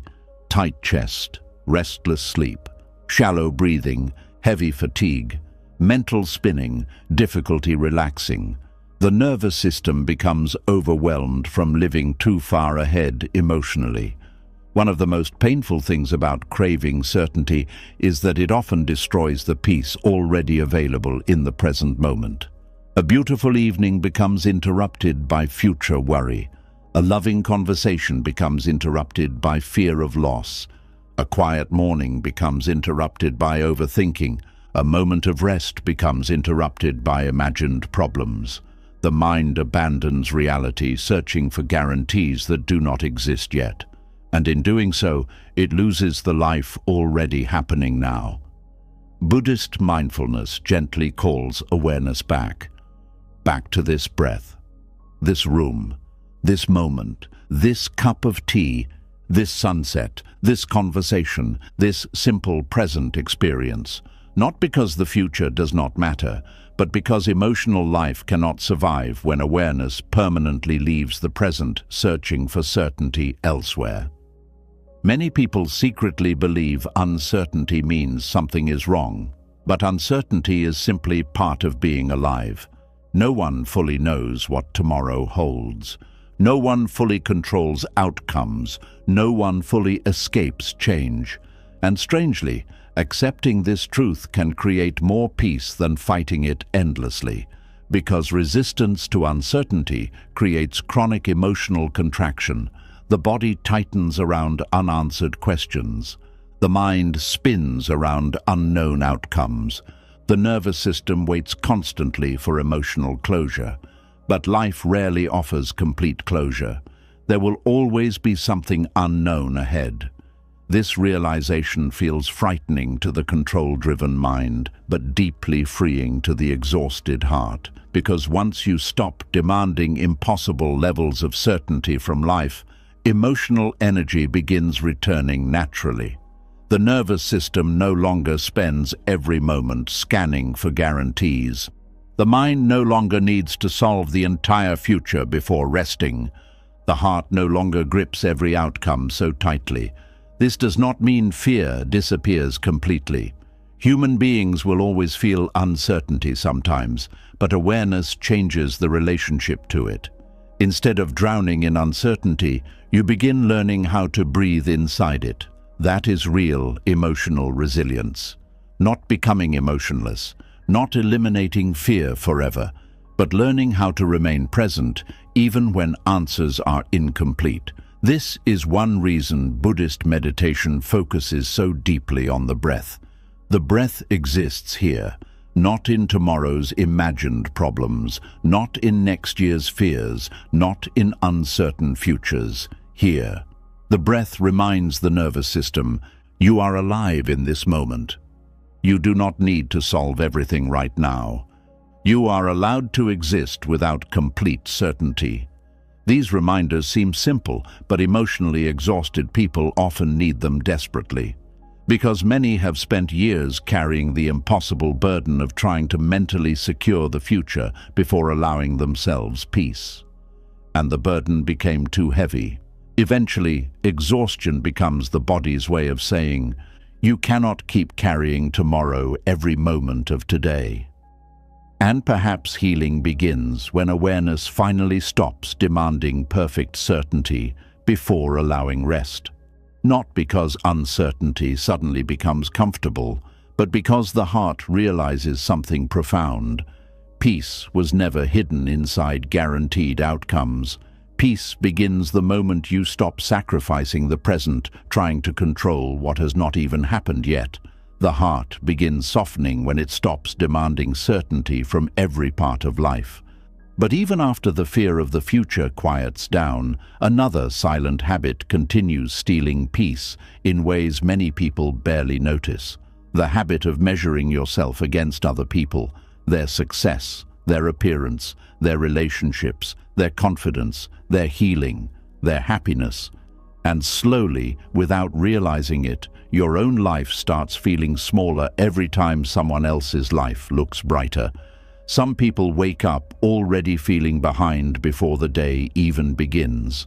Not because anything terrible happened, but because the mind immediately starts comparing progress, comparing appearance, comparing energy, comparing relationships, comparing careers, comparing emotional strength. The nervous system quietly scans other people's lives and asks one painful question again and again. Why am I not there yet? This question creates enormous emotional exhaustion because comparison turns life into a constant emotional measurement instead of a direct human experience. Buddhist wisdom teaches that suffering grows when the mind becomes trapped in craving and dissatisfaction. Comparison feeds both at the same time. The mind looks outward constantly, searching for evidence that someone else is happier, more successful, more loved, more healed, more attractive, more fulfilled. And once the comparison begins, Peace quietly disappears. The painful part is that most comparison happens unconsciously. People rarely sit down intentionally and decide to feel inadequate. The mind simply learned to measure worth through external observation over time. A person scrolls through social media and suddenly feels like their own life is failing. Someone hears about another person's success and immediately questions their own progress. Someone sees a happy couple and suddenly feels lonely. Someone notices another person's confidence and suddenly feels emotionally smaller. The comparison happens in seconds, but the emotional weight stays much longer. This is one of the hidden reasons people feel emotionally exhausted even during ordinary days. The mind keeps silently turning life into competition, and competition exhausts the nervous system because it constantly creates the feeling that who you are right now is not enough. Buddhist teachings remind us that craving often begins the moment the mind rejects the present experience in favor of another imagined reality. Comparison intensifies this rejection deeply. The mind says, "My life should look more like theirs. I should be further ahead. I should be happier by now. I should be more successful. I should be more healed." And little by little, the person stops inhabiting their own life fully because they are emotionally chasing someone else's version of fulfillment instead. This creates quiet suffering that many people do not even recognize anymore because comparison has become so normalized in modern life. Social media intensifies this constantly. Human beings were never meant to emotionally process thousands of carefully edited lives every day. The nervous system absorbs endless images of beauty, success, productivity, wealth, relationships, happiness, and achievement. And because the mind naturally compares for survival and belonging, emotional exhaustion begins building underneath constant exposure. A person may spend only a few minutes online and still walk away feeling emotionally heavier afterward, not because their own life suddenly became worse, but because comparison distorted their perception of it. This distortion is deeply exhausting because it disconnects people from gratitude, presence, and self-acceptance. The mind becomes obsessed with what is missing instead of connected to what already exists. Comparison also creates emotional impatience. A person no longer allows their life to unfold naturally because they feel pressure to catch up constantly. Healing must happen faster. Success must happen sooner. Relationships must appear more perfect. Growth must look more impressive. The nervous system loses the ability to move at its own human pace, and this creates chronic internal pressure. Buddhist wisdom teaches that every life unfolds through different causes, conditions, wounds, timing, lessons, and experiences. But the comparing mind ignores this completely. It reduces human existence into emotional ranking. Who is ahead? Who is behind? Who is winning? Who is failing? This creates enormous emotional suffering because life stops feeling like a journey and starts feeling like a test you are constantly failing. Many emotionally exhausted people secretly feel like they are running out of time, not because time itself is attacking them, but because comparison keeps showing them imagined versions of where they should already be. Someone else bought a house. Someone else got married. Someone else became successful. Someone else healed faster. Someone else seems happier. The nervous system absorbs all of this as silent personal inadequacy. And after enough comparison, even small moments of peace become difficult to enjoy because the mind interrupts constantly with emotional measurement. A person cannot celebrate their progress because someone else seems further ahead, cannot enjoy their body because another body appears more desirable, cannot enjoy rest because someone else appears more productive, cannot enjoy their relationship because another relationship looks happier. The present moment becomes emotionally contaminated by comparison. Buddhist mindfulness interrupts this by returning awareness to direct experience instead of imagined emotional rankings. But without awareness, comparison becomes automatic. The mind continuously asks, how do I measure up? Am I enough? Am I falling behind? These questions quietly drain emotional energy every single day. One of the deepest forms of comparison is invisible comparison, not only comparing possessions or achievements, but comparing emotional states. Someone else seems calmer, someone else seems mentally stronger, someone else seems more confident, someone else seems emotionally stable, and suddenly the person begins feeling ashamed of their own human struggles. This creates loneliness because comparison isolates people emotionally from their authentic experience.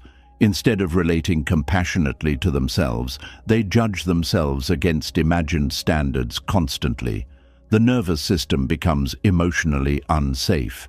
There is also deep exhaustion in comparing your hidden pain to someone else's visible success.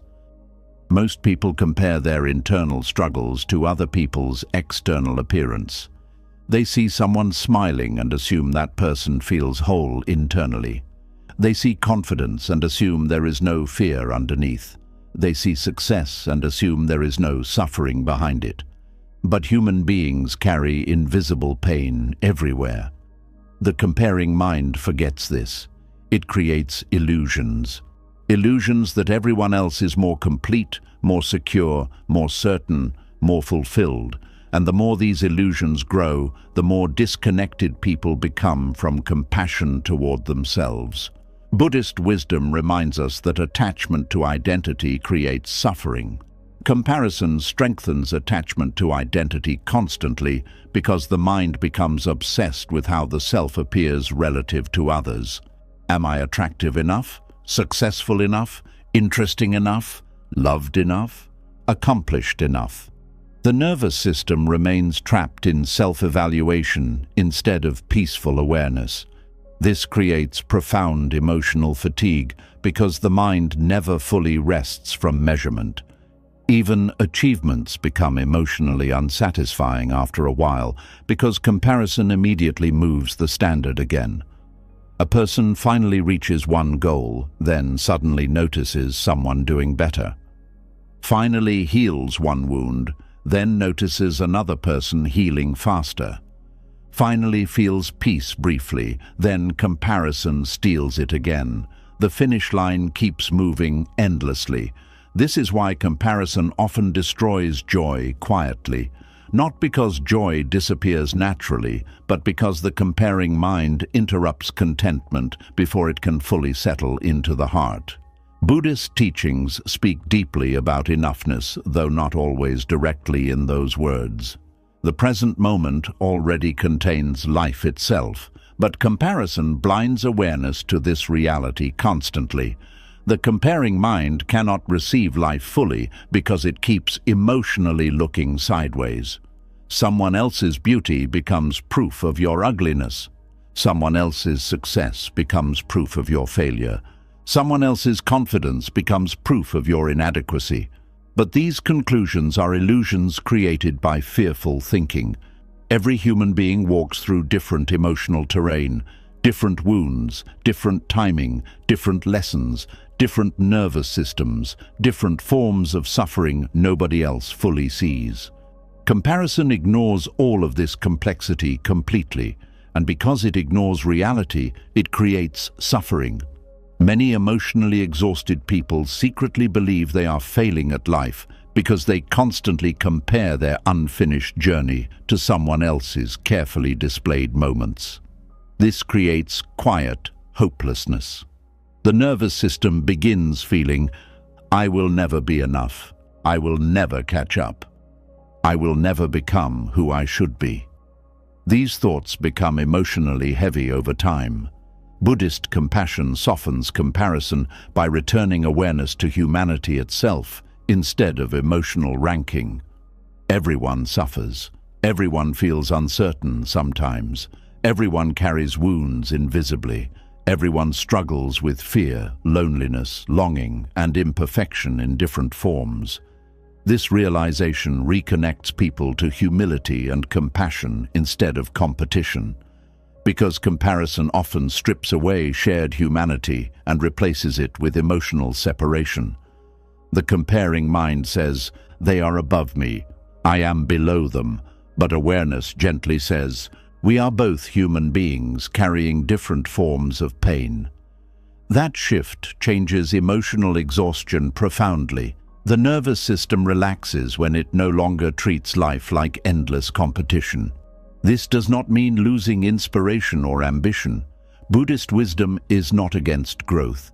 It simply warns against tying your worth to comparison constantly. Growth rooted in self-hatred becomes exhausting. Growth rooted in awareness becomes sustainable. There is a huge difference. One says, "I must become more because I am not enough." The other says, "I can grow while still honoring my humanity now." This softer relationship with growth protects emotional energy deeply. Many emotionally exhausted people are not weak. They are simply carrying years of unconscious comparison, years of measuring, years of doubting, years of feeling behind, years of silently questioning their worth through other people's lives. The nervous system becomes tired from constantly evaluating itself. And perhaps the saddest part is that comparison steals presence before people even realize it happened. A beautiful moment arrives, then comparison interrupts it. A peaceful day unfolds, then comparison darkens it. A small success appears, then comparison minimizes it. Life keeps happening, but the mind keeps emotionally abandoning it. Buddhist mindfulness gently calls awareness back to your breath, your path, your healing, your body, your life, your pace. Not because your journey is perfect, but because it is yours. And healing begins when awareness finally stops treating your humanity like a competition you must constantly win. This shift happens slowly. You begin noticing comparison sooner. You notice how quickly peace disappears when measurement begins. You notice how heavy your nervous system feels after constant self-evaluation. And gradually, awareness interrupts the habit. You stop needing to emotionally rank your life every moment. You stop turning other people's success into proof of your inadequacy. You stop demanding identical timing from yourself. The nervous system softens because it no longer carries endless emotional competition internally. And maybe this is one of the quietest forms of freedom Buddhism offers. The freedom to exist without constantly measuring your worth against the changing appearances of others. Because peace was never hiding inside, becoming better than everyone else. Peace begins the moment you stop abandoning your own life while staring endlessly at someone else's. The nervous system begins healing when it stops turning life into endless comparison. But even after comparison softens, many people still discover something painful. Their mind no longer knows how to be quiet. The moment silence appears, something rushes in immediately. Scrolling, noise, music, notifications, videos, thoughts, more information, more stimulation, more distraction. And eventually the mind becomes so crowded that even rest starts feeling noisy. Some people have not experienced true inner silence in years. From the moment they wake up until the moment they fall asleep, their attention is constantly occupied by something. A screen, a voice, a notification, a conversation, a thought, a memory, a video playing in the background, music filling empty space, endless scrolling before sleep, endless stimulation throughout the day. The nervous system never fully stops receiving input, and because of this, the mind slowly loses its ability to rest deeply. Buddhist wisdom teaches that suffering grows when awareness becomes trapped in constant mental movement.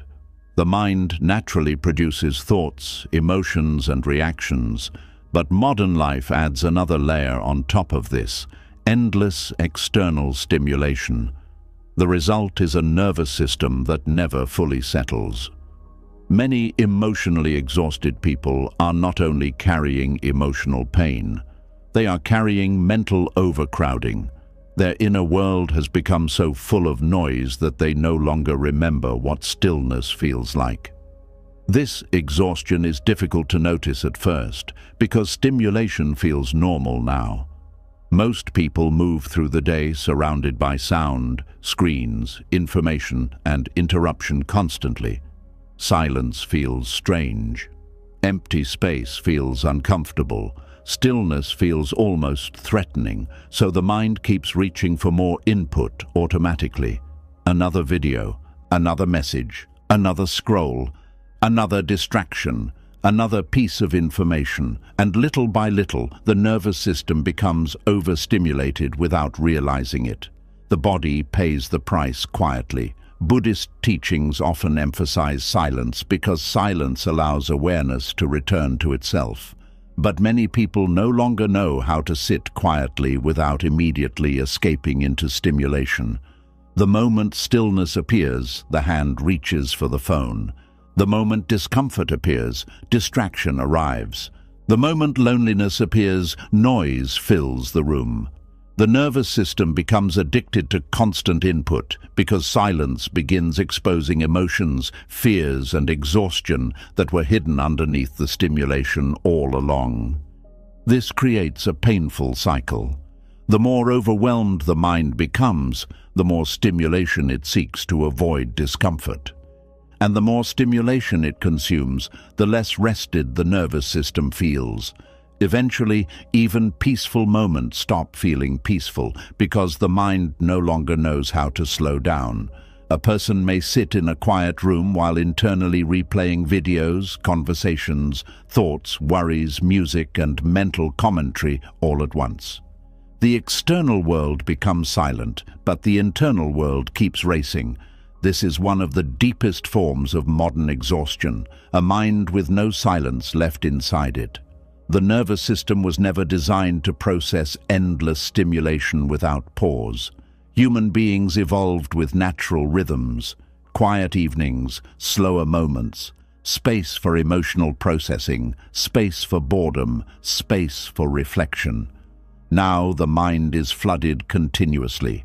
News, opinions, arguments, images, comparisons, entertainment, notifications, conversations, information without end.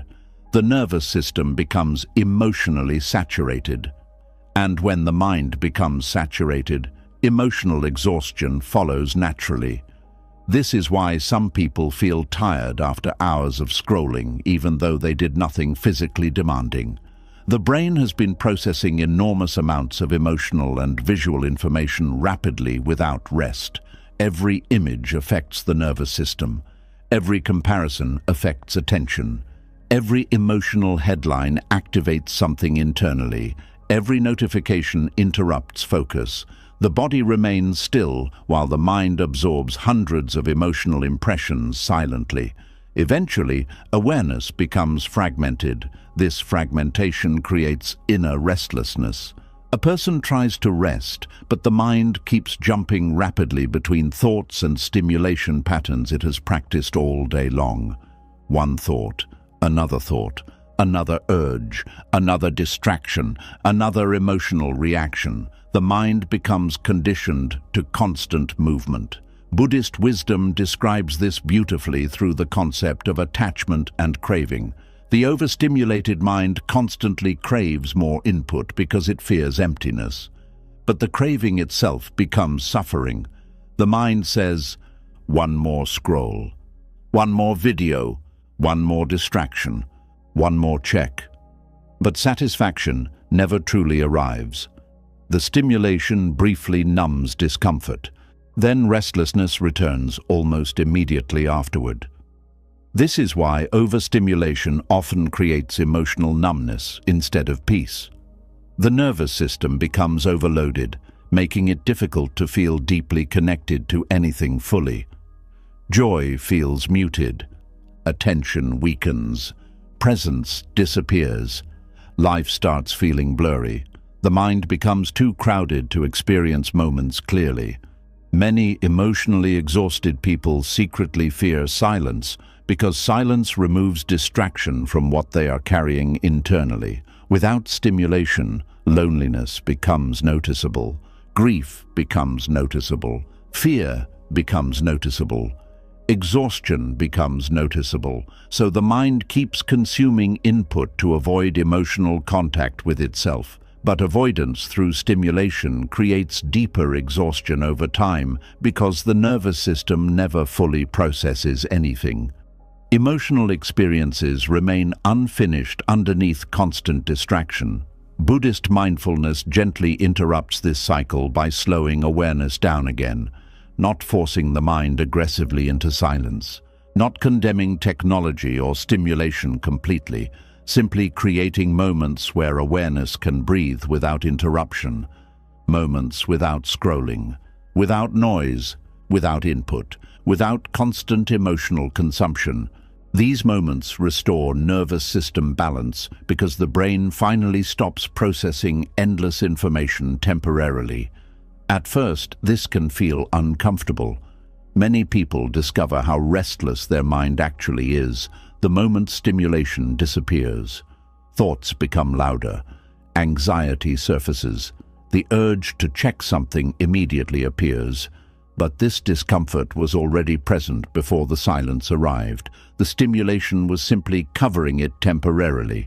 This realization changes everything, because true rest cannot happen while the nervous system remains continuously overstimulated. A person may sleep for hours and still wake up mentally tired because the mind never truly slowed down before sleep, scrolling until exhaustion replaces natural rest, falling asleep to noise, waking up immediately into stimulation again. The nervous system never experiences real spaciousness. This creates chronic emotional fatigue. The brain becomes overloaded from constant switching between inputs. Attention fragments repeatedly. Emotional processing weakens. Inner stillness disappears. And without stillness, peace becomes difficult to feel. Buddhist teachings value simplicity, partly because simplicity protects awareness from unnecessary mental overcrowding. Modern life often moves in the opposite direction. More information, more urgency, more stimulation, more emotional consumption. The mind becomes addicted to intensity. Quiet moments begin feeling emotionally insufficient because the nervous system no longer knows how to settle into simplicity naturally. A peaceful evening feels boring. Silence feels empty. Stillness feels uncomfortable. So the mind keeps reaching outward constantly. This outward reaching creates deep exhaustion because awareness never fully returns home to itself. You can see this clearly in moments where people instinctively reach for stimulation the second discomfort appears. A few seconds of waiting, immediately checking the phone, a moment of sadness, immediately turning on noise, a quiet room, immediately searching for distraction. The nervous system becomes afraid of unoccupied awareness. But healing often begins precisely in those unoccupied moments. Not because silence magically solves everything, but because silence allows the nervous system to stop absorbing new stimulation long enough to hear itself again. The breath becomes noticeable. The body becomes noticeable. Emotions become noticeable.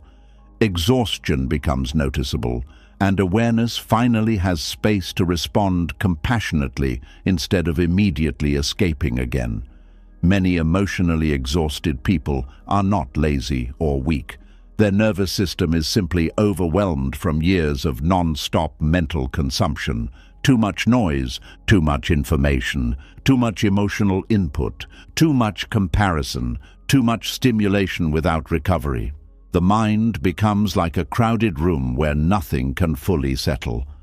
Buddhist meditation creates healing partly because it trains the nervous system to tolerate stillness again, to remain present without immediately reaching for stimulation, to observe thoughts without feeding them continuously.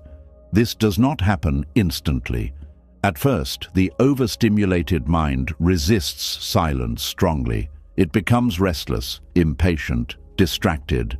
The urge for input feels almost physical, but gradually something softens. The nervous system begins remembering what spaciousness feels like. A quiet walk starts feeling calming again. Sitting without distraction becomes possible again. Listening deeply becomes easier. Breathing slows naturally. The mind no longer needs constant interruption to survive itself. This is deeply restorative because emotional exhaustion often grows when awareness never receives time to integrate experience properly. Life keeps entering the mind without pause. Nothing fully settles, nothing fully processes. The nervous system becomes emotionally flooded, and eventually the body responds with fatigue because it cannot continue carrying endless mental activity indefinitely. Buddhist wisdom reminds us that peace is not created by consuming more endlessly. Peace often appears when unnecessary noise begins falling away. Not only external noise, internal noise too. The endless urge for stimulation, the fear of silence, the addiction to distraction. These habits quietly drain emotional energy every single day. Many people do not realize how exhausted they are until they finally experience genuine stillness for the first time in a long time. A moment without scrolling, without noise, without performance, without constant emotional input. And suddenly the nervous system exhales, not because life became perfect, but because awareness finally stopped running for a moment. This changes how exhaustion is understood completely. The problem is not only stress, not only sadness, not only overthinking. Sometimes the nervous system is simply overwhelmed from never being allowed silence, never being allowed emptiness, never being allowed rest from stimulation, and maybe healing begins very quietly. A few moments without the phone, a slower breath, a silent morning, a walk without distraction, a meal eaten with awareness. A room with no noise for a little while. These moments seem small, but they reconnect awareness to stillness again. And stillness heals the nervous system in ways overstimulation never can. Because beneath all the noise, the mind has been longing for one thing for a very long time. Space. Space to breathe. Space to feel. Space to exist without constant interruption. And perhaps this is why so many people feel emotionally exhausted without fully understanding why. Their mind became a room that never stopped filling with noise, and the soul was never given silence long enough to rest. The mind begins breathing again when silence finally returns. But even after the noise softens, many people still carry one last invisible pressure through every single day. The pressure to prove they are doing enough, achieving enough, producing enough, becoming enough. And when the day ends without meeting the impossible standards inside their mind, guilt quietly takes the place where peace was supposed to be. Because somewhere along the way, many people stopped believing they were worthy of rest unless they earned it first. There are people who feel guilty sitting still even when they are exhausted.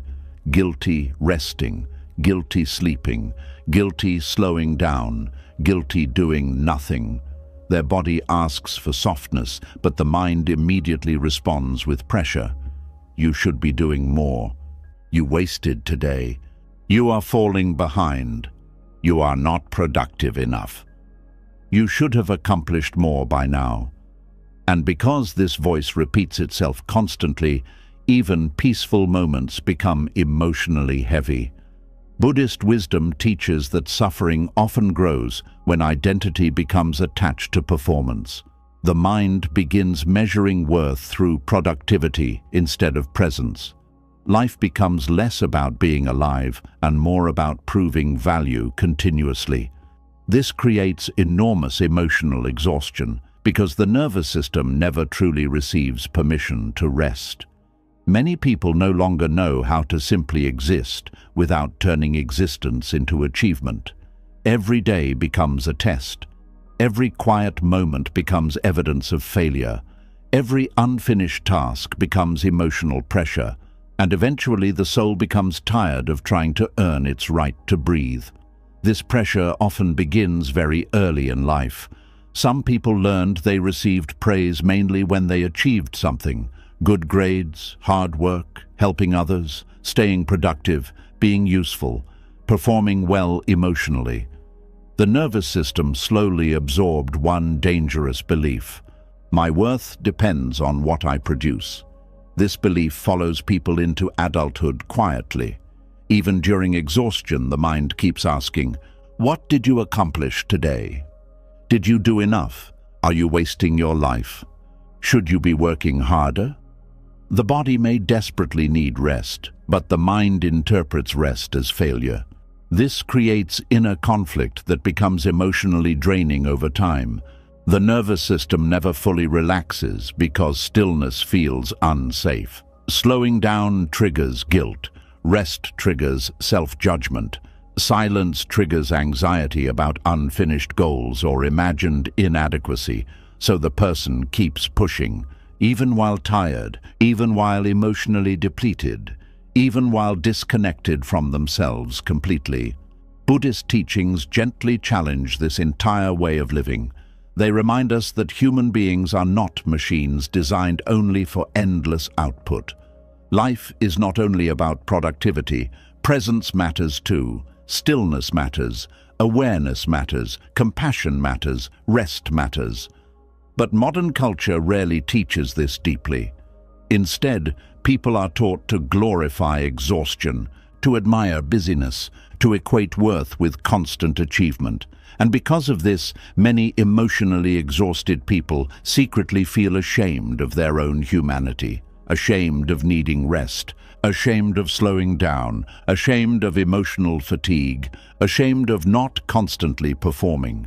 This shame creates another layer of suffering on top of exhaustion itself. A person may finally sit down to rest, but instead of peace, guilt arrives immediately. The mind says, you should be working. You are wasting time. Other people are doing more. You are lazy. The nervous system becomes incapable of receiving rest fully because the mind keeps attacking the body during moments that should feel restorative. This is one reason emotional exhaustion becomes chronic. The body never experiences true recovery. Even during stillness, internal pressure continues running. Buddhist wisdom speaks often about enoughness, though many people overlook this part completely. The present moment itself can already be complete without constant proving. This does not mean abandoning responsibility or ambition. It means loosening the endless emotional attachment to productivity as the source of worth. There is a difference between meaningful effort and compulsive proving. Meaningful effort comes from presence and intention. Compulsive proving comes from fear of not being enough. One nourishes the nervous system, the other slowly destroys it. Many people do not realize how much emotional energy disappears into trying to prove value constantly, trying to prove intelligence, trying to prove success, trying to prove usefulness, trying to prove worthiness, trying to prove they deserve love, rest, or belonging. The nervous system remains trapped in endless performance mode. And performance mode is exhausting because the person never fully arrives inside themselves. They are always becoming, always chasing, always measuring their value against future achievement. The present moment becomes emotionally insufficient. Even small moments of rest feel undeserved because the mind keeps postponing peace. After you achieve more, after you finish everything, after you become better, after you finally succeed. But the finish line keeps moving. Buddhist teachings on craving explain this beautifully. The mind believes satisfaction lives in the next accomplishment, the next milestone, the next productive day. But once one goal is reached, another appears immediately.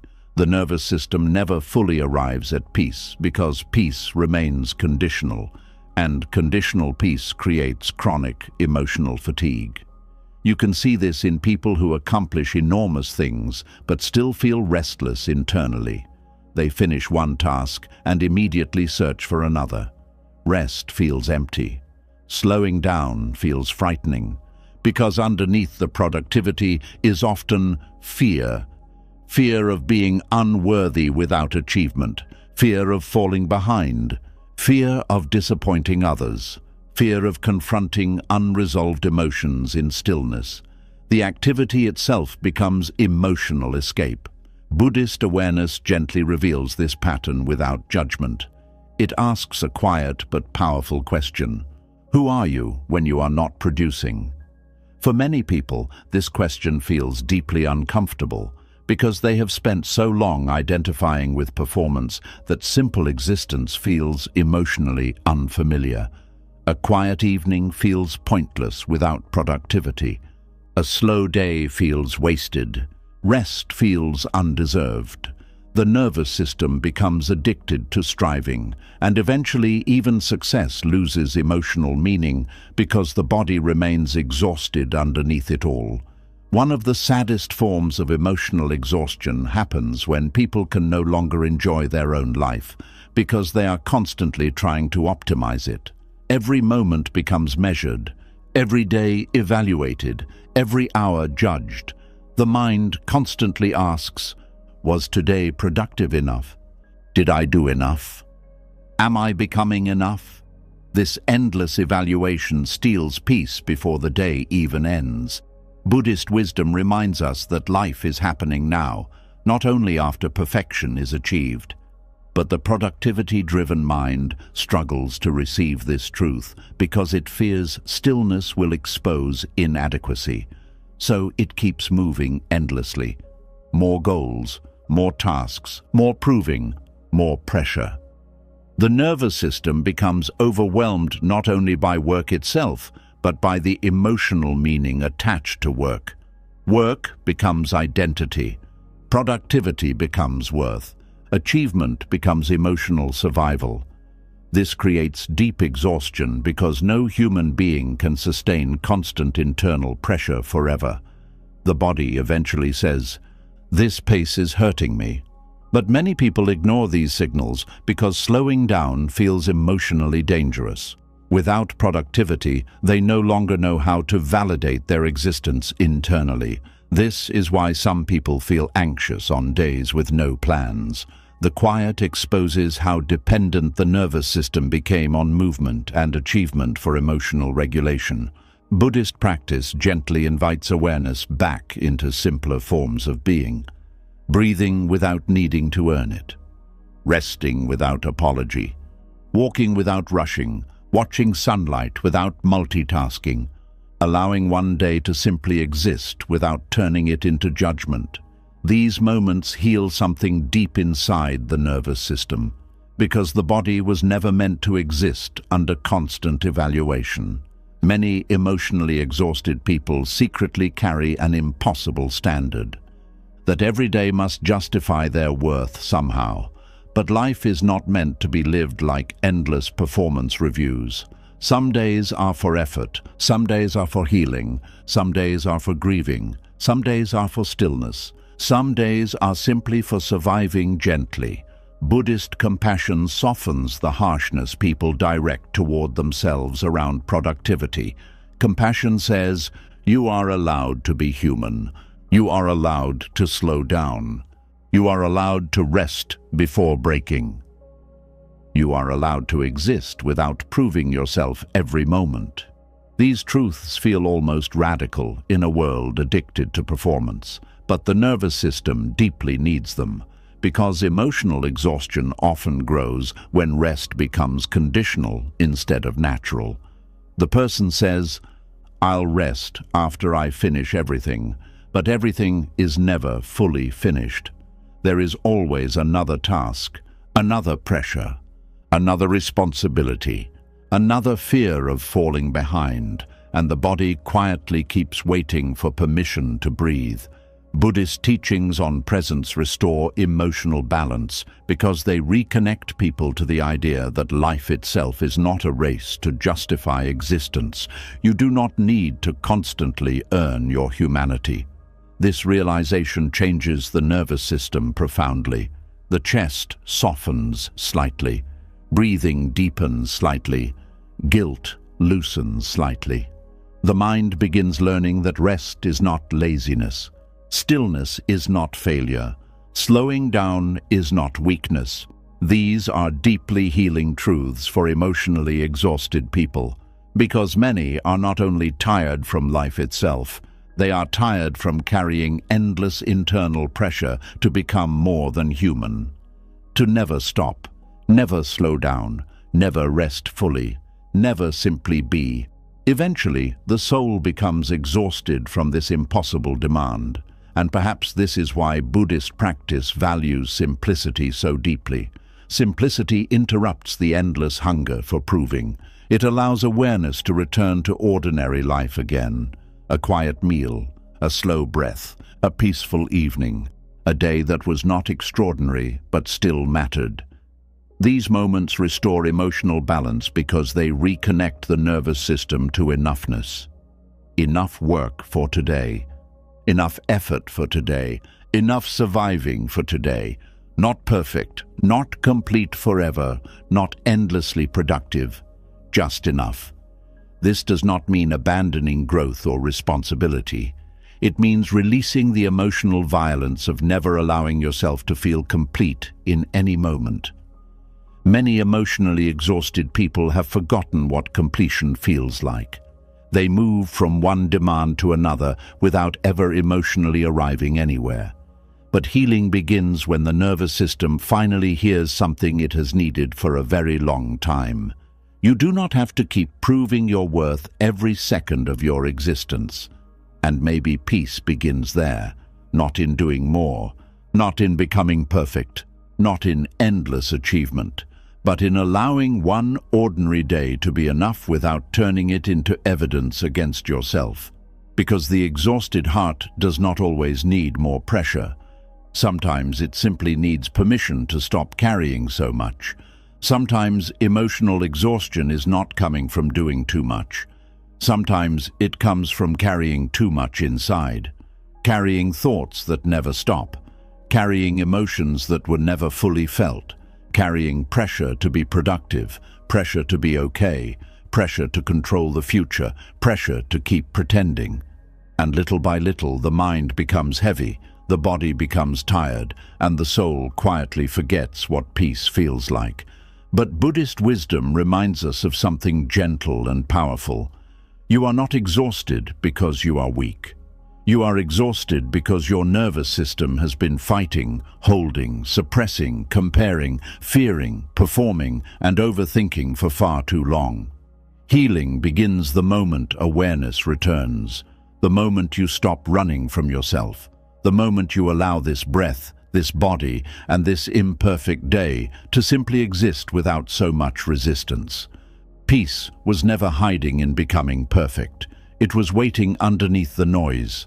And maybe tonight, for the first time in a long time, you can stop carrying everything alone. If this video spoke to something deep inside you, leave a comment below and share the one thing your heart has been carrying quietly for too long.